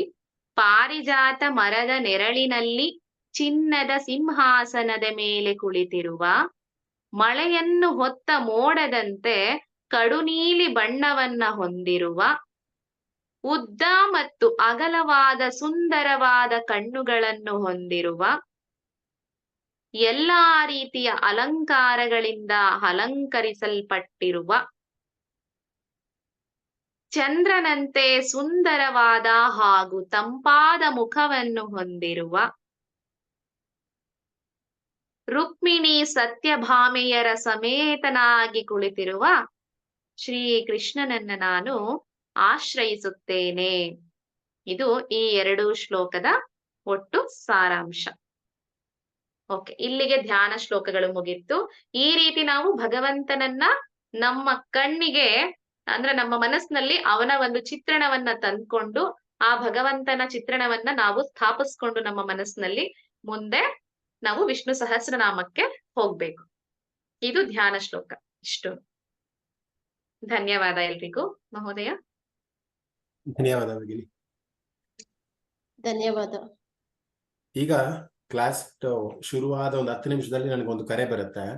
ನಾನು ಸ್ಟಾರ್ಟಿಂಗ್ ಅಲ್ಲಿ ಹೇಳಿದೆ ಅನ್ಸುತ್ತೆ, ಇವತ್ತು ವಿಷ್ಣು ಸಹಸ್ರನಾಮವನ್ನ ನಾವೆಲ್ಲರೂ ಕೂಡ ಸ್ಟಾರ್ಟ್ ಮಾಡ್ತಾ ಇದೀವಿ, ಅದಕ್ಕೆ ನಾಂದಿ ಹಾಡ್ತಾ ಇದೀವಿ ಅಂತ. ಒಬ್ರು ಯಾರೋ ತುಂಬಾ ವಿದ್ವತ್ ಪಂಡಿತರು ಕಾಲ್ ಮಾಡಿ ನನಗೊಂದು ಮಾತು ಹೇಳಿದ್ರು, ಇವತ್ತು ನೀವು ವಿಷ್ಣು ಸಹಸ್ರನಾಮದ ಕ್ಲಾಸ್ ಅನ್ನ ಮಾಡ್ತಾ ಇದ್ದೀರಾ, ಬಹಳ ಒಂದು ಒಳ್ಳೆ ಕೆಲಸ, ತುಂಬಾ ಶ್ಲಾಘನೆ ಮಾಡಿದ್ರು ನಮ್ಮ ಕೆಲಸಗಳನ್ನ. ನಿಮ್ಮ ಶಿಷ್ಯ ವೃಂದನೂ ಕೂಡ ತುಂಬಾ ಶ್ಲಾಘನೆ ಮಾಡಿ ಅವ್ರು ಹೇಳಿದ್ರು. ಅದಕ್ಕೊಂದು ಪದ್ಧತಿ ಮತ್ತೆ ಒಂದು ದೇವರ ಮೇಲೇನೆ ಒಂದು ಭಯ ಭಕ್ತಿ ಇವೆಲ್ಲವೂ ಕೂಡ ತುಂಬಾ ಇಂಪಾರ್ಟೆಂಟ್ ಆಗುತ್ತೆ. ಅದಕ್ಕೋಸ್ಕರ ನೀವು ವಿಭೂತಿ ಧಾರಣೆಯನ್ನ ಮಾಡಿಕೊಂಡು ಕುಂಕುಮವನ್ನು ಇಟ್ಕೊಂಡು ನೀವು ಪಾಠವನ್ನು ಮಾಡ್ಬೇಕಾಗತ್ತೆ ಅಂತ ಅವರು ನನಗೆ ಆಜ್ಞೆಯನ್ನ ಮಾಡ್ತಾರೆ. ಅದರಿಂದ ನಾನು ಸ್ವಲ್ಪ ಇವಾಗ ಶುಚಿರ್ಭೂತನಾಗಿ ದೇವರಲ್ಲಿ ಹೋಗಿ ನಮಸ್ಕಾರ ಹಾಕೊಂಡು ಇವೆಲ್ಲಾ ವಿದ್ಯಾರ್ಥಿಗಳಿಗೂ ವಿಷ್ಣು ಸಹಸ್ರನಾಮವನ್ನ ಚೆನ್ನಾಗಿ ಅರ್ಥೈಸ್ಕೊಳ್ಳೋಕಾಗ್ಲಿ, ಸದಾ ನಿಮ್ಮ ಚಿತ್ತದಲ್ಲಿ ಆ ದೇವರು ಬಂದು ನೆಲೆಸಿ ಅಂದ್ರೆ ಆ ವೈಬ್ಸ್ ಅನ್ನೋದೇನಿದೆಯಲ್ಲ ಅದೆಲ್ಲವೂ ಕೂಡ ನಿಮ್ಗೆ ಆಗಲಿ ಅನ್ನುವಂತಹ ಪ್ರಾರ್ಥನೆಯನ್ನ ಮಾಡ್ಕೊಂಡು ಇವತ್ತು ನಾವು ವಿಷ್ಣು ಸಹಸ್ರನಾಮವನ್ನ ಸ್ಟಾರ್ಟ್ ಮಾಡ್ತಾ ಇದ್ದೀನಿ. ಭಗವಂತನ ಆಶೀರ್ವಾದವನ್ನು ನಾವೆಲ್ಲರೂ ಕೂಡ ಬೇಡಿಕೊಂಡು ವಿಷ್ಣು ಸಹಸ್ರನಾಮದ ಮೊದಲನೆಯ ಶ್ಲೋಕಕ್ಕೆ ಕಾಲಿಡೋಣ. ಮೊದಲನೇ ಶ್ಲೋಕನೇ ಬಂದು ಓಂ ಇಂದ ಸ್ಟಾರ್ಟ್ ಆಗತ್ತೆ. ಈ ಓಂ ಅನ್ನೋ ಪದ ಬಹಳ ಸಾಧಾರಣ ಅಂತ ದಯವಿಟ್ಟು ಯಾರು ತಿಳ್ಕೊಂಬೇಡಿ. ಎಲ್ಲರೂ ಸಾಧಾರಣವಾಗಿ ಅನ್ಕೊಂತೀವಿ ಅಂದ್ರೆ ಓಂ ಅಂದ್ರೆ 3 ಅಕ್ಷರಗಳಿಂದ ಕೂಡಿರುವಂಥದ್ದು, ಆ ಊಮ ಇದೆಲ್ಲವೂ ಕೂಡ ಗೊತ್ತಿರುವಂತದ್ದೇ. ಆದ್ರೆ ಆ ಓಂ ಅನ್ನೋ ಪದ ಪ್ರಾಬ್ಲಿ ದೇವ ಭಾಷೆ ಅಥವಾ ದೇವರ ಭಾಷೆಯೂ ಕೂಡ ಪೂಜನೀಯ ಅಂತಾನೆ ಹೇಳ್ಬೋದು. ಇಡೀ ಪ್ರಪಂಚ ಅಥವಾ ಇಡೀ ಭೂಲೋಕ ಅಂತ ಹೇಳಿದ್ರೆ ಇಡೀ ವಿಶ್ವ ಅಂತಾನೆ ಏನಿದೆ ಅದು ಎಲ್ಲವೂ ಕೂಡ ಕೇಳಿಸ್ತಾ ಇರೋದು ಅಥವಾ ಧ್ವನಿಗುಡ್ತಾ ಇರುವಂತಹ ನಾಮ ಅಂದ್ರೆ ಅದು ಓಂ ಅಂತ. ಅಂತಹ ಒಂದು ನಾಮವನ್ನ ನಾವು ಯಾವುದೇ ಶಾಸ್ತ್ರ ಆಗ್ಲಿ, ವೇದ ಆಗ್ಲಿ, ಭಗವದ್ಗೀತೆ ಆಗ್ಲಿ, ಯಾವುದೇ ಒಂದು ಶುಭ ಪ್ರಧಾನವಾದಂತಹ ಇದನ್ನ ಹೇಳ್ಬೇಕಂದ್ರೆ ನಾವು ಓಂ ಅಂತ ಸ್ಟಾರ್ಟ್ ಮಾಡ್ತೀವಿ ಅಲ್ವಾ. ಅಂದ್ರೆ ಅಷ್ಟು ಶುಭಪ್ರದವಾದಂಥದ್ದು ಮತ್ತೆ ಅಷ್ಟು ಶಕ್ತಿಯನ್ನ ಇರುವಂತಹ ಒಂದು ಪದ ಓಂ ಅಂತ ಅಲ್ವಾ. ಅಲ್ಲಿಂದ ವಿಷ್ಣು ಸಹಸ್ರನಾಮದ ಒಂದು ಇದು ಸ್ಟಾರ್ಟ್ ಆಗುತ್ತೆ. ಅಲ್ಲಿಂದ ಇನ್ನು ಸ್ವಲ್ಪ ಗಹನವಾಗಿ ಹೇಳ್ಬೇಕಂದ್ರೆ ನೀವೆಲ್ಲರೂ ಕೂಡ ಇವತ್ತು 1000 ಜನ ಗ್ರೂಪ್ ಅಲ್ಲಿ ಇದ್ರು ಕೂಡ ಪ್ರತಿನಿತ್ಯ ಸರಿಸುಮಾರು 200-250 ಜನ ನೀವು ಕ್ಲಾಸ್ಗೆ ಬರ್ತಾ ಇದ್ದೀರಾ. ಶಂಕರಾಚಾರ್ಯರು 3 ವಿಚಾರಗಳನ್ನ ಹೇಳ್ತಾರೆ. ತ್ರಯಃ ದುರ್ಲಭ ಅಂತ ಹೇಳ್ತಾರೆ. ತ್ರಯಃ ದುರ್ಲಭ ಅಂದ್ರೆ 3 ತುಂಬಾ ರೇರ್ ಅಂತ. ಏನದು 3 ತುಂಬಾ ರೇರ್ ಅಂತ ಅಂದ್ರೆ, ಮೊದಲೇದಾಗಿ ಮನುಷ್ಯ ಜನ್ಮನಾಗಿ ಹುಟ್ಟುವಂಥದ್ದು. ಯಾಕೆ ಇದನ್ನೆಲ್ಲ ಹೇಳ್ತಾ ಇದೀನಿ ಅಂದ್ರೆ ಒಂಥರ ಪೂರ್ವ ಸಿದ್ಧತೆ ತರ ಅದನ್ನ ನಾವು ಜೀರ್ಣಿಸ್ಕೊಬೇಕು ವಿಷ್ಣು ಸಹಸ್ರನಾಮವನ್ನ, ಅಥವಾ ನಮ್ಮಲ್ಲಿ ಅದನ್ನ ಆಲಿಂಗನೆ ಮಾಡ್ಕೊಬೇಕು ಅಂತಂದ್ರೆ ಇವೆಲ್ಲವೂ ಕೂಡ ನಮ್ಗೆ ತಿಳ್ಕೊಂಡಿರೋದು ಬಹಳ ಅವಶ್ಯಕತೆ ಇದೆ. ಮನುಷ್ಯ ಜನ್ಮ ಆಗಿ ಯಾಕೆ ಮನುಷ್ಯ ತುಂಬಾ ಶ್ರೇಷ್ಠ ಅಂತ ಅಂದ್ರೆ, ಇಡೀ ಜಗತ್ತಿನ ಯಾವುದೇ ಒಂದು ಪ್ರಾಣಿ ಅಥವಾ ಪಕ್ಷಿಯು ಕೂಡ ಯೋಚನೆ ಮಾಡುವಂತಹ ಅಥವಾ ವಿವೇಚನೆ ಅಥವಾ ವಿವೇಕ ಇರುವಂತಹ ಯಾವುದೇ ಒಂದು ಇದಿಲ್ಲ. ಅವು ನಾವೆಲ್ಲರ ತರ ತಿಂತವೆ, ಊಟ ಮಾಡ್ತವೆ, ಮೈಥುನ ಮಾಡ್ತವೆ ಅಥವಾ ಜೀವಿಸ್ತವೆ, ಮತ್ತೆ ಮತ್ತೆ ಪುನರ್ಜನ್ಮ ಈ ತರ ಎಲ್ಲ ಪಡ್ಕೊಂಡು ಹೋಗ್ತವೆ. ಆದ್ರೆ ಮನುಷ್ಯನ ಜನ್ಮಕ್ಕೆ ಮಾತ್ರನೇ ವಿವೇಕ ಅಂತ ದೇವ್ರು ಕೊಟ್ಟಿರುವಂಥದ್ದು. ಇವಾಗ ಯಾಕೆ ಇಷ್ಟು ಜನ ಎಲ್ಲ ಬಂದು 4ರಿಂದ 5 ತನಕ ಕೂತ್ಕೊಂಡು ಬರ್ಕೊಂಡು ನೋಟ್ಸ್ ಮಾಡ್ಕೊಂಡು ಇದೆಲ್ಲ ಮಾಡ್ಕೊಂಡು ನಿಮ್ಗೊಂದು ಒಂದು ವಿವೇಕ ಅಂತ ಇದೆ, ಒಂದು ಜ್ಞಾನ ಅಂತ ಇದೆ. ಓಕೆ, ಇದು ಮಾಡೋದ್ರಿಂದ ನಮಗೆ ಈ ಒಂದು ಫಲ ಸಿಗತ್ತೆ ಅಥವಾ ನಮ್ಗೆ ಮುಕ್ತಿಗೆ ದಾರಿ ಆಗತ್ತೆ ಅನ್ನೋದೆಲ್ಲ ಒಂದು ವಿವೇಕವನ್ನ ಕೊಟ್ಟಿದ್ದಾನೆ ದೇವರು ನಮ್ಗಲ್ವಾ. ಸೊ ಆ ವಿವೇಕ ಹೇಗ್ ಬಂತು? ನಾವು ಮನುಷ್ಯ ಜನ್ಮ ಆಗಿ ಹುಟ್ಟಿರೋದಕ್ಕೆ ಮಾತ್ರ ಬಂತು. ಸೊ ಅಂತಹ ಪವಿತ್ರವಾದಂತಹ ಜನ್ಮ ಮನುಷ್ಯ ಜನ್ಮ ಅಂತ. ಮನುಷ್ಯ ಜನ್ಮ ನಾವೆಲ್ಲರೂ ಕೂಡ ಜನ್ಮವನ್ನ ತಾಳಿದೀವಿ. ಸೊ ಶಂಕರಾಚಾರ್ಯ ಹೇಳಿದಾಗೆ ಮೊದಲನೇ ದುರ್ಲಭ ಅಥವಾ ತುಂಬಾ ರೇರೆಸ್ಟ್ ಥಿಂಗ್ ಅಂತ ಅಂದ್ರೆ ಮನುಷ್ಯ ಜನ್ಮನಾಗಿ ಹುಟ್ಟುವಂಥದ್ದು. ಅದು ನಮ್ಗೆಲ್ಲರಿಗೂ ಕೂಡ ಸಿಕ್ಕಿದೆ. ಏನು ಎರಡನೇದು ಅಂತಂದ್ರೆ ಎಲ್ಲರೂ ಜೀವಿಸ್ತಾರೆ. ಮನುಷ್ಯ ಜನ್ಮ ವಿವೇಕ ಇದ್ರು ಕೂಡ ವ್ಯಾಪಾರವನ್ನ ಮಾಡ್ತಾರೆ, ವ್ಯವಹಾರನ ಮಾಡ್ತಾರೆ, ಸಂಸಾರಿಕರಾಗಿರ್ತಾರೆ ಅಥವಾ ಬೇರೆ ಏನು ಎಲ್ಲ ಕೆಲಸ ಕರ್ಮಗಳ ಕಾರ್ಯಗಳನ್ನ ಎಲ್ಲರೂ ಕೂಡ ಮಾಡ್ತಾರೆ. ಆದ್ರೆ ಸ್ಪಿರಿಚುಯಲಿ ಇಂಟ್ರೆಸ್ಟ್ ಅನ್ನೋದು ತುಂಬಾ ಕೆಲವೇ ಜನಕ್ಕೆ ಮಾತ್ರ ಬರೋದು. ಈಗ ನಮ್ಮ ಗ್ರೂಪ್ ಅನ್ನೇ ತಗೊಂಡ್ರೆ 1000 ಜನ ಗ್ರೂಪ್ ಅಲ್ಲಿ ಇದ್ರು ಕೂಡ 250 ಜನ ಮಾತ್ರ ಬರ್ತಾರೆ. ಇನ್ನು 700 ಜನಕ್ಕೆ ಇಂಟ್ರೆಸ್ಟ್ ಇದೆ, ಇಲ್ಲ ಅಂತ ಅಲ್ಲ, ಖಂಡಿತ. ಆದ್ರೆ ಅವರಲ್ಲಿ ಏನೋ ಒಂದು ಅಡಚಣೆ ಅಥವಾ ಏನೋ ಒಂದು ಕಾರ್ಯ, ಏನೋ ಒಂದು ಸ್ವಲ್ಪ ಇದು ಖಂಡಿತ ಇದ್ದಾರೆ. ಸೊ ಇಂಟ್ರೆಸ್ಟ್ ಟುವರ್ಡ್ ಸ್ಪಿರಿಚುಯಾಲಿಟಿ ಅಂತ ಅಂದ್ರೆ ಆಸಕ್ತಿ, ದೈವತ್ವದ ಬಗ್ಗೆ ಒಂದು ಆಸಕ್ತಿಯನ್ನ ಮೂಡುವಂಥದ್ದು ಕೂಡ ದುರ್ಲಭ ಅಂತಾನೆ ಹೇಳ್ಬೋದು ಅಲ್ವಾ. ಯಾಕೆಂದ್ರೆ ನಮ್ಮ ಇವಾಗಿನ ಸೋಷಿಯಲ್ ಮೀಡಿಯಾ ಆಗಿರ್ಬೋದು ಅಥವಾ ನಮ್ಮ ಸುತ್ತಮುತ್ತಲಿನ ವಾತಾವರಣ ಆಗಿರ್ಬೋದು, ನಮ್ಗೆ ಯಾವುದಕ್ಕೂ ಕೂಡ ಸಕಾರಾತ್ಮಕ ಚಿಂತನೆಗೆ ಯಾವುದು ಕೂಡ ಅನುವು ಮಾಡಿಕೊಡಲ್ಲ. ಅದು ಕೂಡ ನಕಾರಾತ್ಮಕ ಚಿಂತನೆಗೆ ಅನುವು ಮಾಡಿಕೊಡುತ್ತೆ ಅಲ್ವಾ. ನೆಗೆಟಿವ್ ಫೋರ್ಸಸ್ ತುಂಬಾ ಜಾಸ್ತಿ ಇರುತ್ತೆ. ಅಂತಹ ನೆಗೆಟಿವ್ ಫೋರ್ಸಸ್ ನಾವು ತುಳಿದು, ಇಲ್ಲ ನಾನು ದೈವತ್ವದ ಕಡೆಗೆ, ಆಧ್ಯಾತ್ಮದ ಕಡೆಗೆ ಸ್ವಲ್ಪ ಬಂದು ನಾನು ಮುಕ್ತಿಗೆ ದಾರಿನ ಪಡ್ಕೊಬೇಕು ಅಂತಹ ಇಂಟ್ರೆಸ್ಟ್ ಏನಿರುತ್ತಲ್ಲ, ಅದೇ ತುಂಬಾ ದುರ್ಲಭ ಅಂತ. ಸೊ ಅದೆಲ್ಲವೂ ನೀವಾಗಿದ್ದೀರಾ ಅನ್ನೋದಕ್ಕೆ ನೀವೆಲ್ಲರೂ ಕೂಡ ಪುಣ್ಯಶಾಲಿಗಳ. ಸುಮ್ನೆ ಎಲ್ಲರಿಗೂ ಕೂಡ ವಿಷ್ಣು ಸಹಸ್ರನಾಮವನ್ನು ಕಲಿಯೋದಕ್ಕಾಗ್ಲಿ, ಉಚ್ಚಾರಣೆ ಮಾಡೋದಕ್ಕಾಗ್ಲಿ ಅಥವಾ ಪಠನೆ ಮಾಡೋಕ್ಕಾಗ್ಲಿ ಅಥವಾ ಅದ್ರ ಅರ್ಥವನ್ನ ತಿಳ್ಕೊಳ್ಳೋಕ್ಕಾಗ್ಲಿ ಅಷ್ಟು ಸುಲಭವಲ್ಲ. ಏನೋ ಓದು ಜನ್ಮದಲ್ಲಿ ಒಂದು ಸುಕೃತ ಅಥವಾ ಒಂದು ಆಶೀರ್ವಾದ ಖಂಡಿತ ನಿಮ್ಮೆಲ್ಲರಿಗೂ ಇರೋದ್ರಿಂದನೇ ನಾವೆಲ್ಲರೂ ಕೂಡ ಇವತ್ತಿಲ್ಲಿ ಸೇರಿದೀವಿ. ಇದರ ಒಂದು ಅಧ್ಯಾತ್ಮದ ದಾರಿನಲ್ಲಿದ್ದೀವಿ, ಮತ್ತೆ ಒಂದು ಕಲಿಬೇಕು ಅನ್ನುವಂತ ಇಂಟ್ರೆಸ್ಟ್ ಅಲ್ಲಿದ್ದೀವಿ. ಸೊ ಮೂರನೇದು ಏನಪ್ಪಾ ಅಂದ್ರೆ ಶಂಕರಾಚಾರ್ಯ ಹೇಳಿರುವಂತದ್ದು ವಾತಾವರಣ. ಮನುಷ್ಯನಾಗಿ ಹುಟ್ಟೋ ದೊಡ್ಡ ವಿಚಾರ ಅಲ್ಲ, ಹಾಗೆ ದೈವತ್ವದ ಕಡೆ ಇಂಟ್ರೆಸ್ಟ್ ಇರೋದು ಕೂಡ ದೊಡ್ಡ ವಿಚಾರ ಅಲ್ಲ. ನಾವೆಲ್ಲರೂ ಕೂಡ ಒಂದು ವ್ರತವನ್ನ ಮಾಡ್ತೀವಿ ಅಥವಾ ಸಂಕಷ್ಟಿ ಮಾಡ್ತೀವಿ ಅಥವಾ ಏನೋ ಜಪ ಮಾಡ್ತೀವಿ, ಅದು ದೊಡ್ಡ ವಿಚಾರ ಅನ್ನೋದಲ್ಲ. ಅದನ್ನ ಮಾಡೋದಕ್ಕೆ ಪ್ರಕೃತಿ ಹೇಗೆ ನಮ್ಗೆ ಸಹಾಯ ಮಾಡುತ್ತೆ ಅಂತ. Environment to study the scriptures. ನೀವು ಭಗವದ್ಗೀತೆ ಬುಕ್ ಶೆಲ್ಫ್ ಅಲ್ಲಿ ಇದೆ, ಸುಮಾರು ವರ್ಷಗಳಿಂದ ಅಥವಾ ವಿಷ್ಣು ಸಹಸ್ರನಾಮ ಬುಕ್ ಶೆಲ್ಫ್ ಅಲ್ಲಿ ಇದೆ. ಅಯ್ಯೋ ಓದ್ಬೇಕು ಅನ್ನೋ ಇಂಟ್ರೆಸ್ಟು ಇದೆ, ಅದೇ ತಗೊಂಡು ಓದ್ಬೇಕಲ್ವಾ. ಓದೋದಕ್ಕೆ ನಿಮ್ಗೆ ಸಮಯ ಆಗ್ಬೇಕಲ್ವಾ, ಅಥವಾ ಒಂದು ವಾತಾವರಣ ಕ್ರಿಯೇಟ್ ಆಗ್ಬೇಕಲ್ವಾ. ಇದು ಮೂರನೇ ದುರ್ಲಭ ಅಂತ ಹೇಳೋದು. ಎಲ್ಲರಿಗೂ ಕೂಡ ಇಂಟ್ರೆಸ್ಟ್ ಇರುತ್ತೆ, ಎಲ್ಲರೂ ಕೂಡ ಪಂಡಿತರಾಗಬೇಕು, ತಿಳ್ಕೊಬೇಕು, ಜ್ಞಾನ ವೃದ್ಧರಾಗಬೇಕು ಅನ್ನೋದು ಎಲ್ಲರೂ ಕೂಡ ಇದ್ದೇ ಇರುತ್ತೆ. ಆದ್ರೆ ಎಷ್ಟು ಜನಕ್ಕೆ ಅವಕಾಶ ಸಿಕ್ಕಿದೆ ಅಥವಾ ಎಷ್ಟು ಜನಕ್ಕೆ ಪ್ರಕೃತಿ ಅವರಿಗೆ ಅನುವು ಮಾಡಿಕೊಟ್ಟಿದೆ ಮಾಡ್ಬೇಕು ಅಂತ. ಇವತ್ತು 1.5 ಗಂಟೆ ನೀವು ಇಲ್ಲಿ ಕೂತಿದ್ದೀರಾ ಅಂದ್ರೆ ನಿಮ್ಮ ಫ್ಯಾಮಿಲಿ ಆಗಿರ್ಬೋದು ಅಥವಾ ಬೇರೆ ಅವ್ರಿಗೆ ಎಷ್ಟೋ ಜನ ನಿಮ್ಗೆ ಸಪೋರ್ಟ್ ಮಾಡಿದ್ರೆ, ಆಯ್ತಮ್ಮ ಕೂತ್ಕೋ, ಕಲಿ, ನೀನು ಏನೋ ಒಂದು ಆಗು ಅನ್ನೋ ತರ ಸಪೋರ್ಟ್ ಮಾಡಿರುತ್ತೆ. ಅಂತಹ ಸಪೋರ್ಟ್ ಮಾಡಿರೋದು ಏನದು ನಮ್ಮ ವಾತಾವರಣ ಸಪೋರ್ಟ್ ಮಾಡಿದೆ ಅಲ್ವಾ, ನಮ್ಮಲ್ಲಿರೋ ಜನ ಸಪೋರ್ಟ್ ಮಾಡಿದ್ದಾರೆ, ನಿಮಗೆ ಪೂರಕವಾಗಿ ವಾತಾವರಣ ಸೃಷ್ಟಿಯಾಗಿದೆ. ಸೊ ಅದು ಕೂಡ ದುರ್ಲಭ ಅಂತ ಶಂಕರಾಚಾರ್ಯ ಹೇಳ್ತಾರೆ. ಯಾಕೆ ನಾನು ಇದನ್ನ ಹೇಳ್ತಾ ಅಂತಂದ್ರೆ, ನೀವು ಇವತ್ತಿಂದ ಸ್ಟಾರ್ಟ್ ಮಾಡಿ ವಿಷ್ಣು ಸಹಸ್ರನಾಮವನ್ನು ಏನು ಅರ್ಥ ಮಾಡ್ಕೊಂತೀರಾ, ಸುಮಾರು ಕಡೆ ಅಥವಾ ಯೂಟ್ಯೂಬ್ಗಳಲ್ಲೂ ಕೂಡ ಸುಮಾರು ನಿಮಗೆ ವಿಷ್ಣು ಸಹಸ್ರನಾಮದ ಕ್ಲಾಸ್ಗಳು ಸಿಗತ್ತೆ, ಅಥವಾ ವಿತ್ ಮೀನಿಂಗು ಕೂಡ ಸುಮಾರು ಬುಕ್ಗಳಲ್ಲೂ ಸಿಗತ್ತೆ. ಆದ್ರೆ ನಾವು ಹೇಳೋದು ಅದಕ್ಕೆ ಮ್ಯಾಚ್ ಆಗ್ಬೇಕು ಅಥವಾ ಅದಕ್ಕೆ ಸರಿ ಹೊಂದಬೇಕು ಅಂತ ಖಂಡಿತ ಅಲ್ಲ. ಯಾವುದೋ ಒಬ್ರಿಗೆ ಹೋಗ್ಬಿಟ್ಟು ವಿಶ್ವಂ ಅಂತ ಏನು ಅಂತ ಯಾರಾದ್ರೂ ಕೇಳಿದ್ರೆ ಅವರು 1000 ಅರ್ಥಗಳನ್ನ ಕೊಡ್ತಾರೆ. 1000 ಅರ್ಥ, ನಾನು 100 ಅಂತ ಹೇಳ್ತಾರೆ, 1000 ಅರ್ಥಗಳನ್ನ ಕೊಡ್ತಾರೆ. ಯಾಕೆಂದ್ರೆ ಅಷ್ಟು ಗಹನವಾದಂತೂ, ಅಷ್ಟು ಅಂದ್ರೆ ಅಕ್ಷರಕ್ಕೆ ಮೀರಿದ್ದು, ಅಂದ್ರೆ ಏನ್ ಅಕ್ಷರಗಳಿದೆಯಲ್ಲ ಆ ಅಕ್ಷರಗಳನ್ನ ಸೇರಿಸಿ ಆ ವಿಷ್ಣುವನ್ನ ನಾವು ವರ್ಣನೆ ಮಾಡ್ತೀವಿ ಅಥವಾ ಸಹಸ್ರನಾಮವನ್ನು ಹೇಳ್ತೀವಿ ಅಂದ್ರೆ ಅದು ಆಗೋದೇ ಇಲ್ಲ.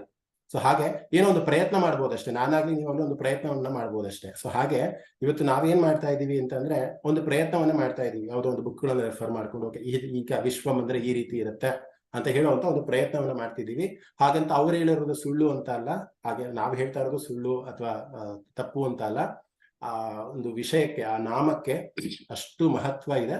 ಅಂತಹ ಒಂದು ಮಹತ್ವಪೂರ್ಣಕವಾದಂತಹ, ಬಹಳ ಶಕ್ತಿ ಮಯವಾದಂತಹ, ಬಹಳ ಫಲವನ್ನ ಕೊಡುವಂತಹ ವಿಷ್ಣು ಸಹಸ್ರನಾಮವನ್ನ ನಾವೆಲ್ಲರೂ ಕೂಡ ಕಲಿಯೋದಕ್ಕೆ ಮುಂದಾಗಿದ್ದೀವಿ. ಆ ದೇವರ ಆಶೀರ್ವಾದ ನಮ್ಮೆಲ್ಲರೂ ಕೂಡ ಇದೆ ಅಂತ ಅನ್ಕೊಂಡು ಮೊದಲನೇ ಶ್ಲೋಕಕ್ಕೆ ನಾವು ಕಾಲಿಡೋಣ. ಮೊದಲಿಗೆ ಯಾರಾದ್ರೂ ಒಬ್ರು ಅನ್ಮ್ಯೂಟ್ ಮಾಡಿಕೊಂಡು ಶ್ಲೋಕವನ್ನು ಹೇಳಿ, ತದನಂತರದಲ್ಲಿ ಆ ವಿಷ್ಣು ಒಂದು ಶ್ಲೋಕಗಳು ಎಷ್ಟು ಇರುತ್ತೆ ಅಂತ ಹೇಳ್ತಾ ಹೋಗ್ತೀನಿ. ತದನಂತರದಲ್ಲಿ ಪ್ರತಿಯೊಂದು ನಾಮದ ಒಂದು ಹಿರಿಮೆಯನ್ನ ಅಥವಾ ಗ್ಲೋರಿಯನ್ನ ಎಕ್ಸ್ಪ್ಲೈನ್ ಮಾಡೋದಕ್ಕೆ ಯಥಾಶಕ್ತಿ ಪ್ರಯತ್ನವನ್ನ ಮಾಡೋಣ. ಅಷ್ಟು. ಇವಾಗ ಯಾರು ಅನ್ಮ್ಯೂಟ್ ಮಾಡ್ಕೊಂತೀರಾ? ಪ್ರಾಬ್ಲಿ ನನ್ನ ಮಗಳೇ, ನಾನ್ ರಶ್ಮಿ ಮಾತಾಡೋದು, ರಶ್ಮಿ ರಾವ್. ನನ್ ಮಗಳೇ ಹೇಳ್ತಾಳಂತೆ. ಹೌದಾ? ಸರಿ, ಆಯ್ತು, ಹೇಳಿ. ಒಂದ್ಸತಿ ಹೇಳ್ತೀನಿ, 2 ಸತಿ ರಿಪೀಟ್ ಮಾಡ್ಬಿಟ್ಟ. ವಿಶ್ವಂ ವಿಷ್ಣುರ್ವಷಟ್ಕಾರೋ, ವಿಶ್ವಂ ವಿಷ್ಣುರ್ವಷಟ್ಕಾರೋ, ವಿಶ್ವಂ ವಿಷ್ಣುರ್ವಷಟ್ಕಾರೋ, ಭೂತ ಭವ್ಯ ಭವತ್ ಪ್ರಭುಃ, ಭೂತ ಭವ್ಯ ಭವತ್ ಪ್ರಭುಃ, ಭೂತ ಭವ್ಯ ಭವತ್ ಪ್ರಭುಃ, ಭೂತ ಕೃತ್ ಭೂತ ಭೃತ್, ಭೂತ ಕೃತ್ ಭೂತ ಭೃತ್, ಭಾವೋ ಭಾವೋ, ಭೂತ ಕೃತ್ ಭೂತ ಭೃತ್ ಭಾವೋ, ಭೂತಾತ್ಮಾ ಭೂತ ಭಾವನಃ, ಭೂತಾತ್ಮ ಭೂತ ಭಾವನಃ, ಭೂತಾತ್ಮ ಭೂತ ಭಾವನಃ. ಒಂದ್ಸತಿ ಪೂರ್ತಿ ಹೇಳೋದಕ್ಕೆ ಟ್ರೈ ಮಾಡಿಬಿಟ್ಟ. ವಿಶ್ವಾಯ ನಮಃ. ವಿಶ್ವಂ ವಿಷ್ಣುರ್ವಷಟ್ಕಾರೋ, ಭೂತ ಭವ್ಯ ಭವತ್ ಪ್ರಭುಃ, ಭೂತ ಕೃತ್ ಭೂತ ವೃದ್ಭಾವೋ, ಭೂತಾತ್ಮ ಭೂತ ಭಾವನಃ. ಕ್ಷಮಿಸಿ, ನಾನು ಆಕ್ಚುಲಿ ಹೇಳ್ಕೊಡ್ಬೇಕಂದ್ರೆ ಒಂದು ಕಾಲ್ ಬಂತು. ಆಕ್ಚುಲಿ ಭೂತಕೃತ್ ಭೂತ ಭಾವೋ ಇದು ಪೂರ್ತಿ ಕೂಡ ಒಂದು ಪದ, ನಾನು ಮಧ್ಯದಲ್ಲಿ ಗ್ಯಾಪ್ ಕೊಟ್ಟೆ, ದಯವಿಟ್ಟು ಕ್ಷಮೆ ಇರಲಿ. ಭೂತಕೃತ್ ಭೂತ ಭಾವೋ ಪೂರ್ತಿ ಒಟ್ಟಿಗೆ ಹೇಳ್ಬೇಕಾಗತ್ತೆ. ಇಲ್ಲಿ ಮಹಾಪ್ರಾಣ ಅಲ್ಪಪ್ರಾಣಗಳ ಬಗ್ಗೆ ಸ್ವಲ್ಪ ಗಮನವನ್ನು ಕಳಿಸೋಣ. ಪರವಾಗಿ ನಿಮ್ಮ ಏನೋ ನೀವು ಪ್ರಿಂಟ್ಔಟ್ ಏನೋ ತಗೊಂಡಿದ್ರೆ ಅದು ಸ್ವಲ್ಪ ಮಾರ್ಕ್ ಮಾಡ್ಕೊಳ್ಳಿ. ವಿಶ್ವಂ ವಿಷ್ಣುರ್ವ ಷಟ್ಕಾರೋದಲ್ಲಿ ಯಾವುದೇ ರೀತಿಯ ಇದು ಮಹಾಪ್ರಾಣಗಳು ಬರೋದಿಲ್ಲ. ಭೂತ ಭವ್ಯ ಭವತ್ ಪ್ರಭು ಅಲ್ಲಿ ಎಲ್ಲಾ ಭೂತ ಮಹಾಪ್ರಾಣ ಇದೆ, ಭವ್ಯ ಮಹಾಪ್ರಾಣ ಇದೆ, ಅಂದ್ರೆ ಎಲ್ಲಾ ಭಾಗಳಿಗೆ ಮಹಾಪ್ರಾಣ ಇದೆ. ಭೂತ ಭವ್ಯ ಭವ ಭುಹು ಎಲ್ಲಾ ಭೂಗಳು ಕೂಡ ಮಹಾಪ್ರಾಣದಲ್ಲಿದ್ದಾವೆ. ಮತ್ತೆ ಭೂತ ಕೃತ್ ಭೂ ಅದು ಕೂಡ ಮಹಾಪ್ರಾಣ ಇದೆ. ಭೂತ ಭೃತ್ ಅದರಲ್ಲೂ ಕೂಡ ಎಲ್ಲಾ ಭಾ ಮತ್ತೆ ಭೃ ಮಹಾಪ್ರಾಣ ಇದೆ. ಭಾವೋ ಮಹಾಪ್ರಾಣ ಇದೆ. ಭೂತಾತ್ಮ ಅಲ್ಲೂ ಕೂಡ ಮಹಾಪ್ರಾಣ ಭೂ ಇದೆ. ಭೂತ ಭಾವ ಎರಡು ಕೂಡ ಮಹಾಪ್ರಾಣ ಇದೆ. ಭಾ ಉಚ್ಚಾರಣೆಗಳು ನೀವು ಶ್ಲೋಕನ ಹೇಳ್ಕೊಳ್ಬೇಕಂದ್ರೂ ಕೂಡ ದಿನಕ್ಕೆ ಒಂದೇ ಒಂದು ಶ್ಲೋಕದ ಪಾರಾಯಣವನ್ನು ಮಾಡಿದ್ರು ಕೂಡ ಪರವಾಗಿಲ್ಲ. ಆದ್ರೆ ಅಲ್ಪಪ್ರಾಣ ಮಹಾಪ್ರಾಣಗಳನ್ನು ಸರಿಯಾಗಿ ಉಚ್ಚಾರಣೆ ಮಾಡಿದ್ರೆ ಅದು ಸರಿಯಾಗಿ ಸಿದ್ಧಿಸುತ್ತೆ ಅಂತ ನಾನು ಮೊದಲೇ ಕ್ಲಾಸಲ್ಲಿ ಹೇಳಿದೆ ನಿಮ್ಗೆ. ಸಂಸ್ಕೃತದಲ್ಲಿ ವರಗಳು ಶಾಪಗಳಾಗಿವೆ, ಶಾಪಗಳು ವರವಾಗಿದೆ. ಸ್ವಲ್ಪ ಅಲ್ಪಪ್ರಾಣ ಮಹಾಪ್ರಾಣಗಳ ಒಂದು ವ್ಯತ್ಯಾಸದಿಂದ. ಓಕೆ, ಸೊ ಇವತ್ತು ಈ ಶ್ಲೋಕದಲ್ಲಿ ಎಷ್ಟು ವಿಷ್ಣುವಿನ ನಾಮ ಬಂದಿದೆ ಅನ್ನೋದನ್ನ ಬೇಕಾದ್ರೆ ಬರ್ಕೊಳ್ಳಿ. ಮೊದಲನೇದಾಗಿ ವಿಶ್ವಂ, ಇದು ಒಂದು ವಿಷ್ಣುವಿನ ನಾಮ. ವಿಶ್ವಂ, ವಿಷ್ಣು, ಎರಡನೇ ನಾಮ ಬಂದು ವಿಷ್ಣು. ಬೇಕಾದ್ರೆ ಸೀರಿಯಲ್ ನಂಬರ್ ಆಗೇ ಬರ್ಕೊಳ್ಳಿ, ಅಲ್ಲಿ ನಿಮ್ಗೆ 1000 ನಾಮಗಳಾಗಬೇಕು ಈ ತರಗತಿ ಮುಗಿಯೋದ್ರೊಳಗಡೆ. ಮೊದಲನೇ ವಿಷ್ಣುವಿನ ಹೆಸರು ಬಂದು ವಿಶ್ವಂ, ಎರಡನೇದು ಬಂದು ವಿಷ್ಣು, ಮೂರನೇದು ಬಂದು ವಷಟ್ಕಾರ. ನಿಮ್ಗೆ ಶ್ಲೋಕದಲ್ಲೇ ಅದರ ಅಕ್ಷರಗಳು ಸಿಗ್ತಾ ಹೋಗ್ತವೆ. ನಾಲ್ಕನೇ ವಿಷ್ಣುವಿನ ಹೆಸರು ಬಂದು ಭೂತ ಭವ್ಯ ಭವತ್ ಪ್ರಭು. ಇಷ್ಟು ಸೇರಿ ಒಂದು ಹೆಸರು, ಭೂತ ಭವ್ಯ ಭವತ್ ಪ್ರಭು. ಸಾರಿ, ಭೂತ ಭವ್ಯ ಭವತ್ ಪ್ರಭು. ಹೌದು, ನಾಲ್ಕನೇ ಒಂದು ವಿಷ್ಣುವಿನ ನಾಮ. ಈ ಶ್ಲೋಕದಲ್ಲಿ 9 ವಿಷ್ಣುವಿನ ಹೆಸರುಗಳು ಬರ್ತವೆ. 5ನೇದು ಬಂದು ಭೂತಕೃತ್. ಭೂತಕೃತ್ ಅನ್ನೋದು ಒಂದು ವಿಷ್ಣುವಿನ ನಾಮ. 6ನೇ ವಿಷ್ಣುವಿನ ನಾಮ ಬಂದು ಭೂತಭೃತ್. ಭೂತಭೃತ್. ಒಂದೊಂದು ಸ್ವಲ್ಪ ಜಾಗ ಬಿಟ್ಕೊಳ್ಳಿ, ನಾನು ಅಟ್ಲೀಸ್ಟ್ ಒಂದು ಸೆಂಟೆನ್ಸ್ ಮಟ್ಟಿಗೆ ಒಂದು ವಿಷ್ಣುವಿನ ನಾಮಕ್ಕೆ ಅಟ್ಲೀಸ್ಟ್ 1 ಸೆಂಟೆನ್ಸ್ ಅರ್ಥವನ್ನ ನಿಮ್ಗೆಲ್ಲರಿಗೂ ಬರೆಸ್ಬೇಕು ಅಂತ ಅನ್ಕೊಂಡಿದ್ದೀನಿ. ಆದ್ರೆ ಎಕ್ಸ್ಪ್ಲನೇಷನ್ ತುಂಬಾ ಇದ್ರು ಕೂಡ ಆದಷ್ಟು 1 ಸೆಂಟೆನ್ಸ್ ಅಥವಾ 2 ಸೆಂಟೆನ್ಸ್ ಅಲ್ಲಿ ಆ ವಿಷ್ಣುವಿನ ನಾಮದ ಒಂದು ಕಿರು ಪರಿಚಯವನ್ನು ಮಾಡೋಕೆ ಒಂದು ಪ್ರಯತ್ನವನ್ನು ಮಾಡೋಣ. ಸೊ ಸ್ವಲ್ಪ ಜಾಗವನ್ನು ಬಿಟ್ಟು ಬರ್ಕೊಳ್ಳಿ. ಸೊ 6ನೇ ಹೆಸರು ಬಂದು ಭೂತಭೃತ್ ಆಯ್ತಲ್ಲ. 7ನೇದು ಬಂದು ಭಾವಃ. 8ನೇದು ಬಂದು ಭೂತಾತ್ಮ. ಭೂತಾತ್ಮ.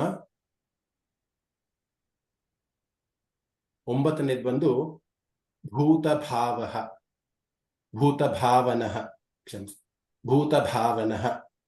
ಸೊ ಒಟ್ಟು 9 ವಿಷ್ಣುವಿನ ನಾಮ ನಮಗೆ ಮೊದಲನೇ ಶ್ಲೋಕದಲ್ಲೇ ಸಿಗುತ್ತೆ. ಮತ್ತೆ ಇನ್ನೊಂದ್ಸತಿ ನಾನು ರಿಪೀಟ್ ಮಾಡ್ತಾ ಹೋಗ್ತೀನಿ. ಮೊದಲನೇ ವಿಷ್ಣು ಸಹಸ್ರನಾಮದ ಮೊದಲನೇ ನಾಮ ಬಂದು ವಿಶ್ವಂ, ವಿಷ್ಣು, ವಷಟ್ಕಾರ, ಭೂತ ಭವ್ಯ ಭವತ್ ಪ್ರಭು, ಭೂತಕೃತ್, ಭೂತಭೃತ್, ಭಾವಃ, ಭೂತಾತ್ಮ, ಭೂತಭಾವನಃ. ಈ 9 ನಾಮಗಳು ಈ ಒಂದು ವಿಷ್ಣು ಸಹಸ್ರನಾಮದ ಮೊದಲನೇ ಶ್ಲೋಕದಲ್ಲೇ ಇದೆ. ಒಂದು ಸತಿ ಇನ್ನೊಂದ್ಸತಿ ಎಲ್ಲರೂ ಕೂಡ ಮ್ಯೂಟಲ್ಲೇ ಬೇಕಾದ್ರೆ ಪಾರಾಯಣವನ್ನು ಮಾಡಿ, ಒಂದ್ಸತಿ ಪಾರಾಯಣ ಮಾಡಿ ಅದರ ಅರ್ಥವನ್ನ ತಿಳ್ಕೊಳ್ಳೋಕೆ ಪ್ರಯತ್ನ ಮಾಡೋಣ. ವಿಶ್ವಂ ವಿಷ್ಣುರ್ವಷಟ್ಕಾರೋ ಭೂತ ಭವ್ಯ ಭವತ್ ಪ್ರಭು ಭೂತಕೃತ್ ಭೂತಭೃತ್ ಭಾವೋ ಭೂತಾತ್ಮ ಭೂತಭಾವನಃ ಭೂತಭಾವನಃ. ಇವತ್ತು ವಿಶ್ವಂ ಇದರ ಒಂದು ಅರ್ಥವನ್ನ ತಿಳ್ಕೊಳ್ಳೋಣ. ಏನು ವಿಶ್ವಂ ಅಂತ ಅಂದ್ರೆ ಏನು ಅಂತ ತಿಳ್ಕೊಳ್ಳೋಣ. ಯಾವುದೇ ಒಂದು ವಿಷಯ ಆಗ್ಲಿ ಅಥವಾ ನಾಮ ಆಗ್ಲಿ ಒಂದು ಕಥೆಯ ರೂಪದಲ್ಲಿ ಹೇಳಿದ್ರೆ ಅದಕ್ಕೆ ಇನ್ನೂ ಜಾಸ್ತಿ ನಮಗೆ ಮೆಮೊರಿನಲ್ಲಿ ಟಚ್ ಆಗುತ್ತೆ ಅಥವಾ ಮನಪಟಲದಲ್ಲಿ ಇರುತ್ತೆ ಅನ್ನೋ ಒಂದು ಭಾವನೆಯಿಂದ ಪ್ರತಿಯೊಂದು ನಾಮಕ್ಕೂ ಒಂದೊಂದು ಕಥೆಯನ್ನ ಹೇಳುವಂತಹ ಒಂದು ಪ್ರಯತ್ನವನ್ನ ನಾವು ಮಾಡ್ತಾ ಹೋಗ್ತೀವಿ.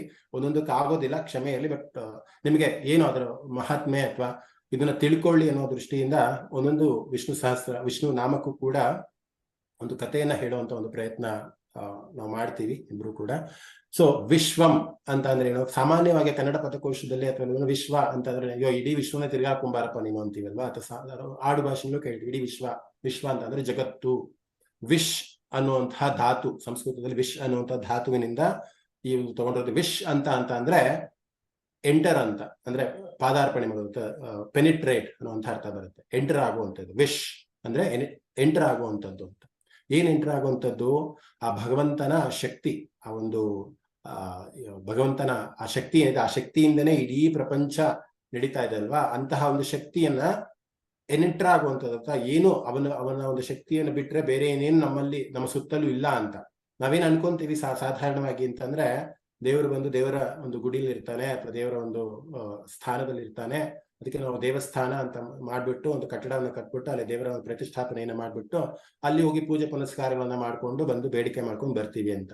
ಅದು ಸಾಧಾರಣಿಗೆ ಅಥವಾ ಲೇಮ್ಯಾನ್ ಅಂತವಲ್ಲ ಅವರಿಗೆ ನಿಲುಕುವಂತ ಒಂದು ಅರ್ಥ.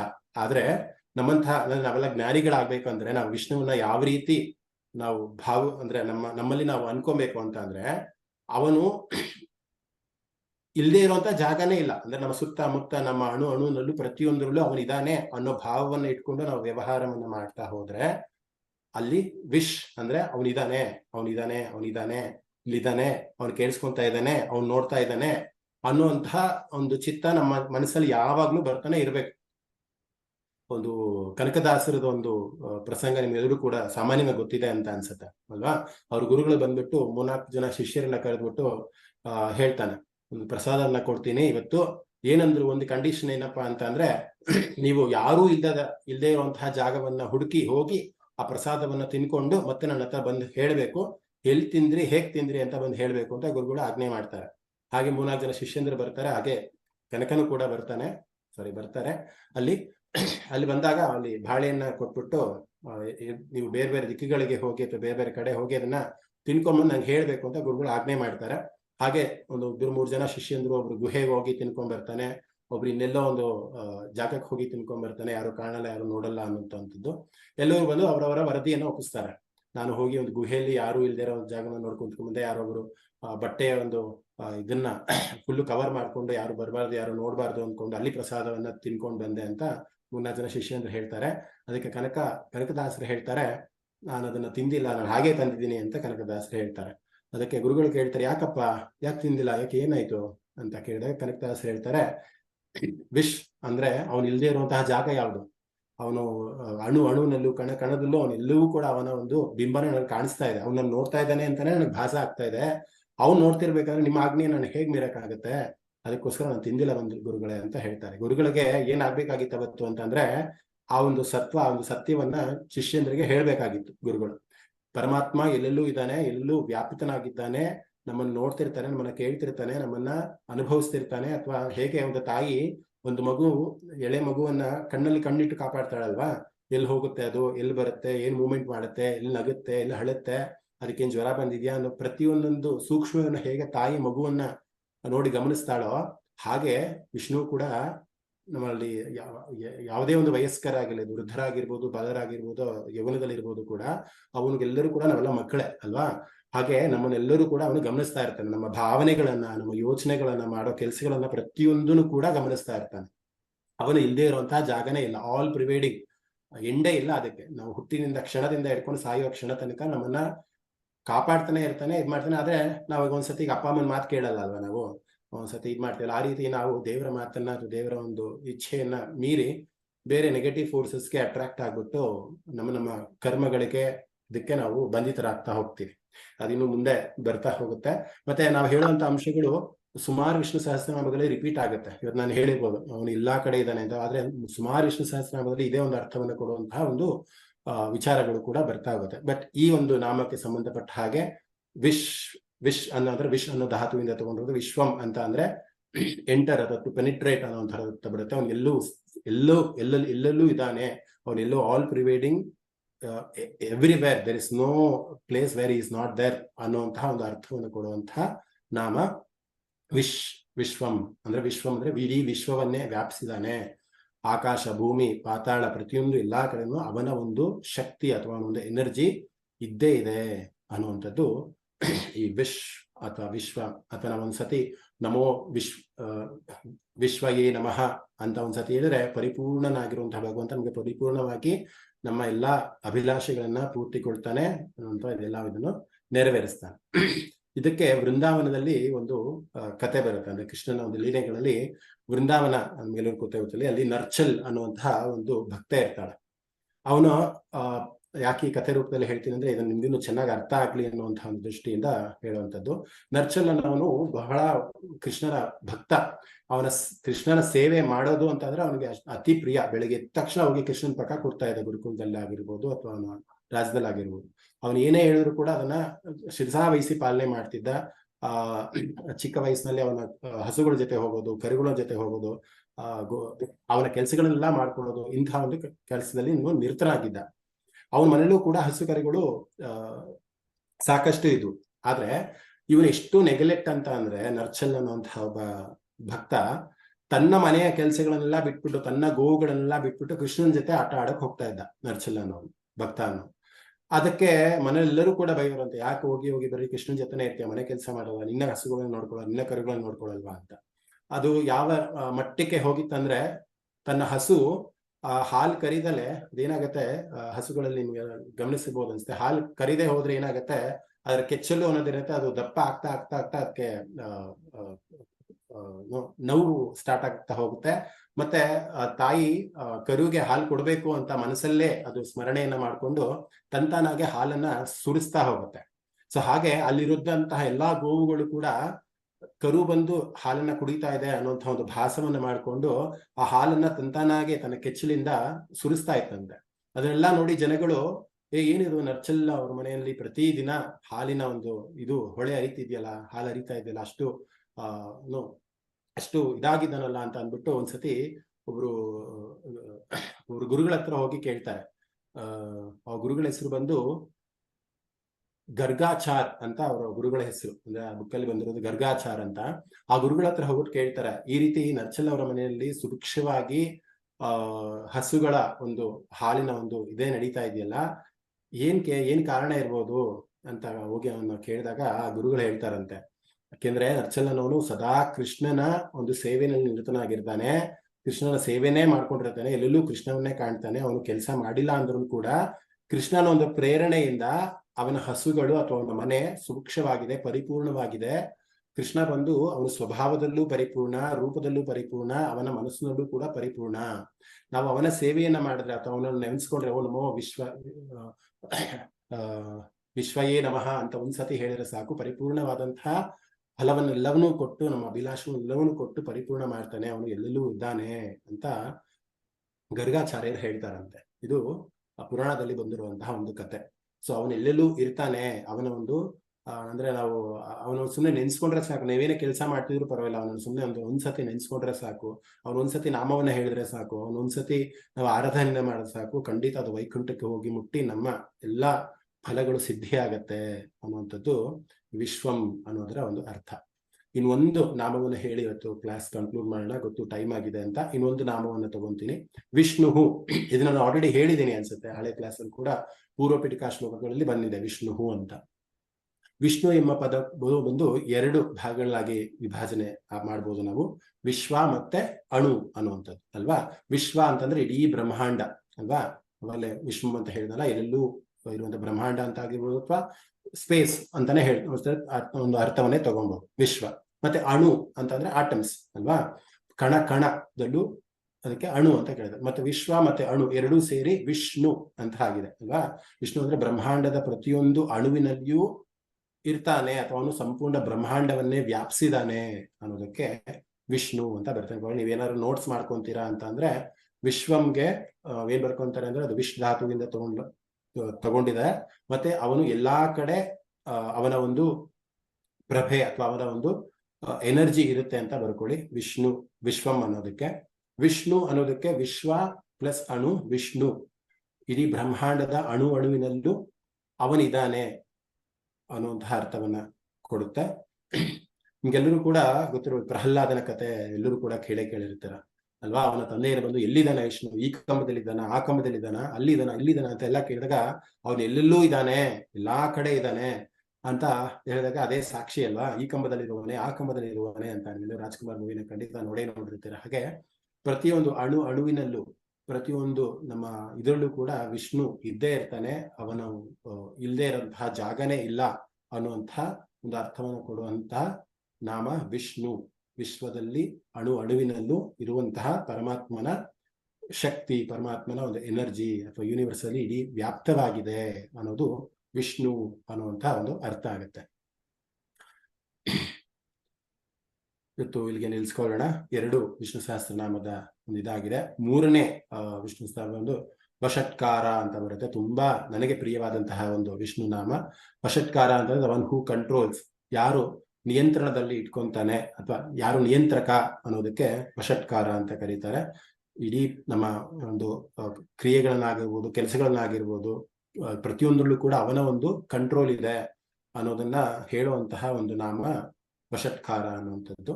ಅದಕ್ಕೆ ಒಂದು ಕಥೆಯೂ ಕೂಡ ಮಹಾಭಾರತದಲ್ಲಿ ಇದೆ, ಹೇಗೆ ಕಂಟ್ರೋಲ್ ಮಾಡ್ತಾನೆ ಅವನು. ಬೇಕಾದ್ರೆ ಮಹಾಭಾರತವನ್ನು ನಡೆದೇ ಇರೋ ತರನು ಅವನು ಮಾಡ್ಬೋದಾಗಿತ್ತು, ಆದ್ರೆ ನಮ್ಮ ಇಡೀ ಸಮಾಜಕ್ಕೆ ಒಂದು ನೀತಿಯ ಅವಶ್ಯಕತೆ ಇತ್ತು, ಧರ್ಮದ ಒಂದು ಅವಶ್ಯಕತೆ ಇತ್ತು ಅನ್ನೋ ಕಾರಣಕ್ಕೋಸ್ಕರ ಇಡೀ ಮಹಾಭಾರತ ಕೃಷ್ಣನ ಒಂದು ಸಾರಥ್ಯದಲ್ಲಿ ನಡೀತಾ ಹೋಯ್ತು. ಸೊ ಅದರ ಒಂದು ಇದನ್ನ ಮುಂದಿನ ಕ್ಲಾಸಲ್ಲಿ ನಾವು ನೋಡೋಣ. ಸೊ ಇವತ್ತು ವಿಶ್ವಂ ಮತ್ತೆ ವಿಷ್ಣು ಇವೆರಡರ ಒಂದು ನಾಮಗಳ ಅರ್ಥನ ಚಿಂತನೆ ಆಗಿದೆ. 9 ನಾಮಗಳಿದ್ದಾವೆ ಈ ಶ್ಲೋಕದಲ್ಲಿ. ಸರಿಯಾಗಿ ಎಲ್ಲರೂ ಕೂಡ ಅಭ್ಯಾಸವನ್ನು ಮಾಡಿ ಪ್ರತಿನಿತ್ಯ ಏನೇನು ಕ್ಲಾಸಲ್ಲಿ ಆಗಿದೆ ಅದರ ಒಂದು ಶ್ಲೋಕಗಳ ಪ್ರತಿನಿತ್ಯ ಪಾರಾಯಣ ಮಾಡಬೇಕು ಅನ್ನೋದು ನನ್ನ ಒಂದು ಆಶಯ. ಎಲ್ಲರೂ ಮಾಡ್ತೀರಾ ಅಂತಾನೆ ಒಂದು ಭಾವನೆಯಲ್ಲಿ ಇಟ್ಕೊಂಡು ಇವತ್ತು ಕ್ಲಾಸ್ಗೆ ಮಾಡೋಣ. ಒಂದು 30 ನಿಮಿಷಗಳ ಕಾಲ ಅಥವಾ 30 ಸೆಕೆಂಡ್ಗಳ ಕಾಲ ಈ ಒಂದು ವಿಷ್ಣುವಿನ 2 ನಾಮಗಳನ್ನ ನಾವು ಧ್ಯಾನದಲ್ಲಿ ನಿರತರಾಗೋಣ. ಭಗವಾನ್ ವಿಷ್ಣುಗೆ, ಅದನ್ನು ಕೊಟ್ಟಿರುವಂತಹ ವ್ಯಾಸರಿಗೆ, ಮತ್ತೆ ಇದಕ್ಕೆ ನಮಗೆಲ್ಲ ಸಪೋರ್ಟ್ ಮಾಡುವಂತಹ ವಾತಾವರಣಕ್ಕೆ, ಪ್ರಕೃತಿಗೆ ಕೂಡ ನಾವು ಒಂದು ಕೃತಜ್ಞತಾ ಮನೋಭಾವನ ಅರ್ಪಣೆ ಮಾಡೋಣ.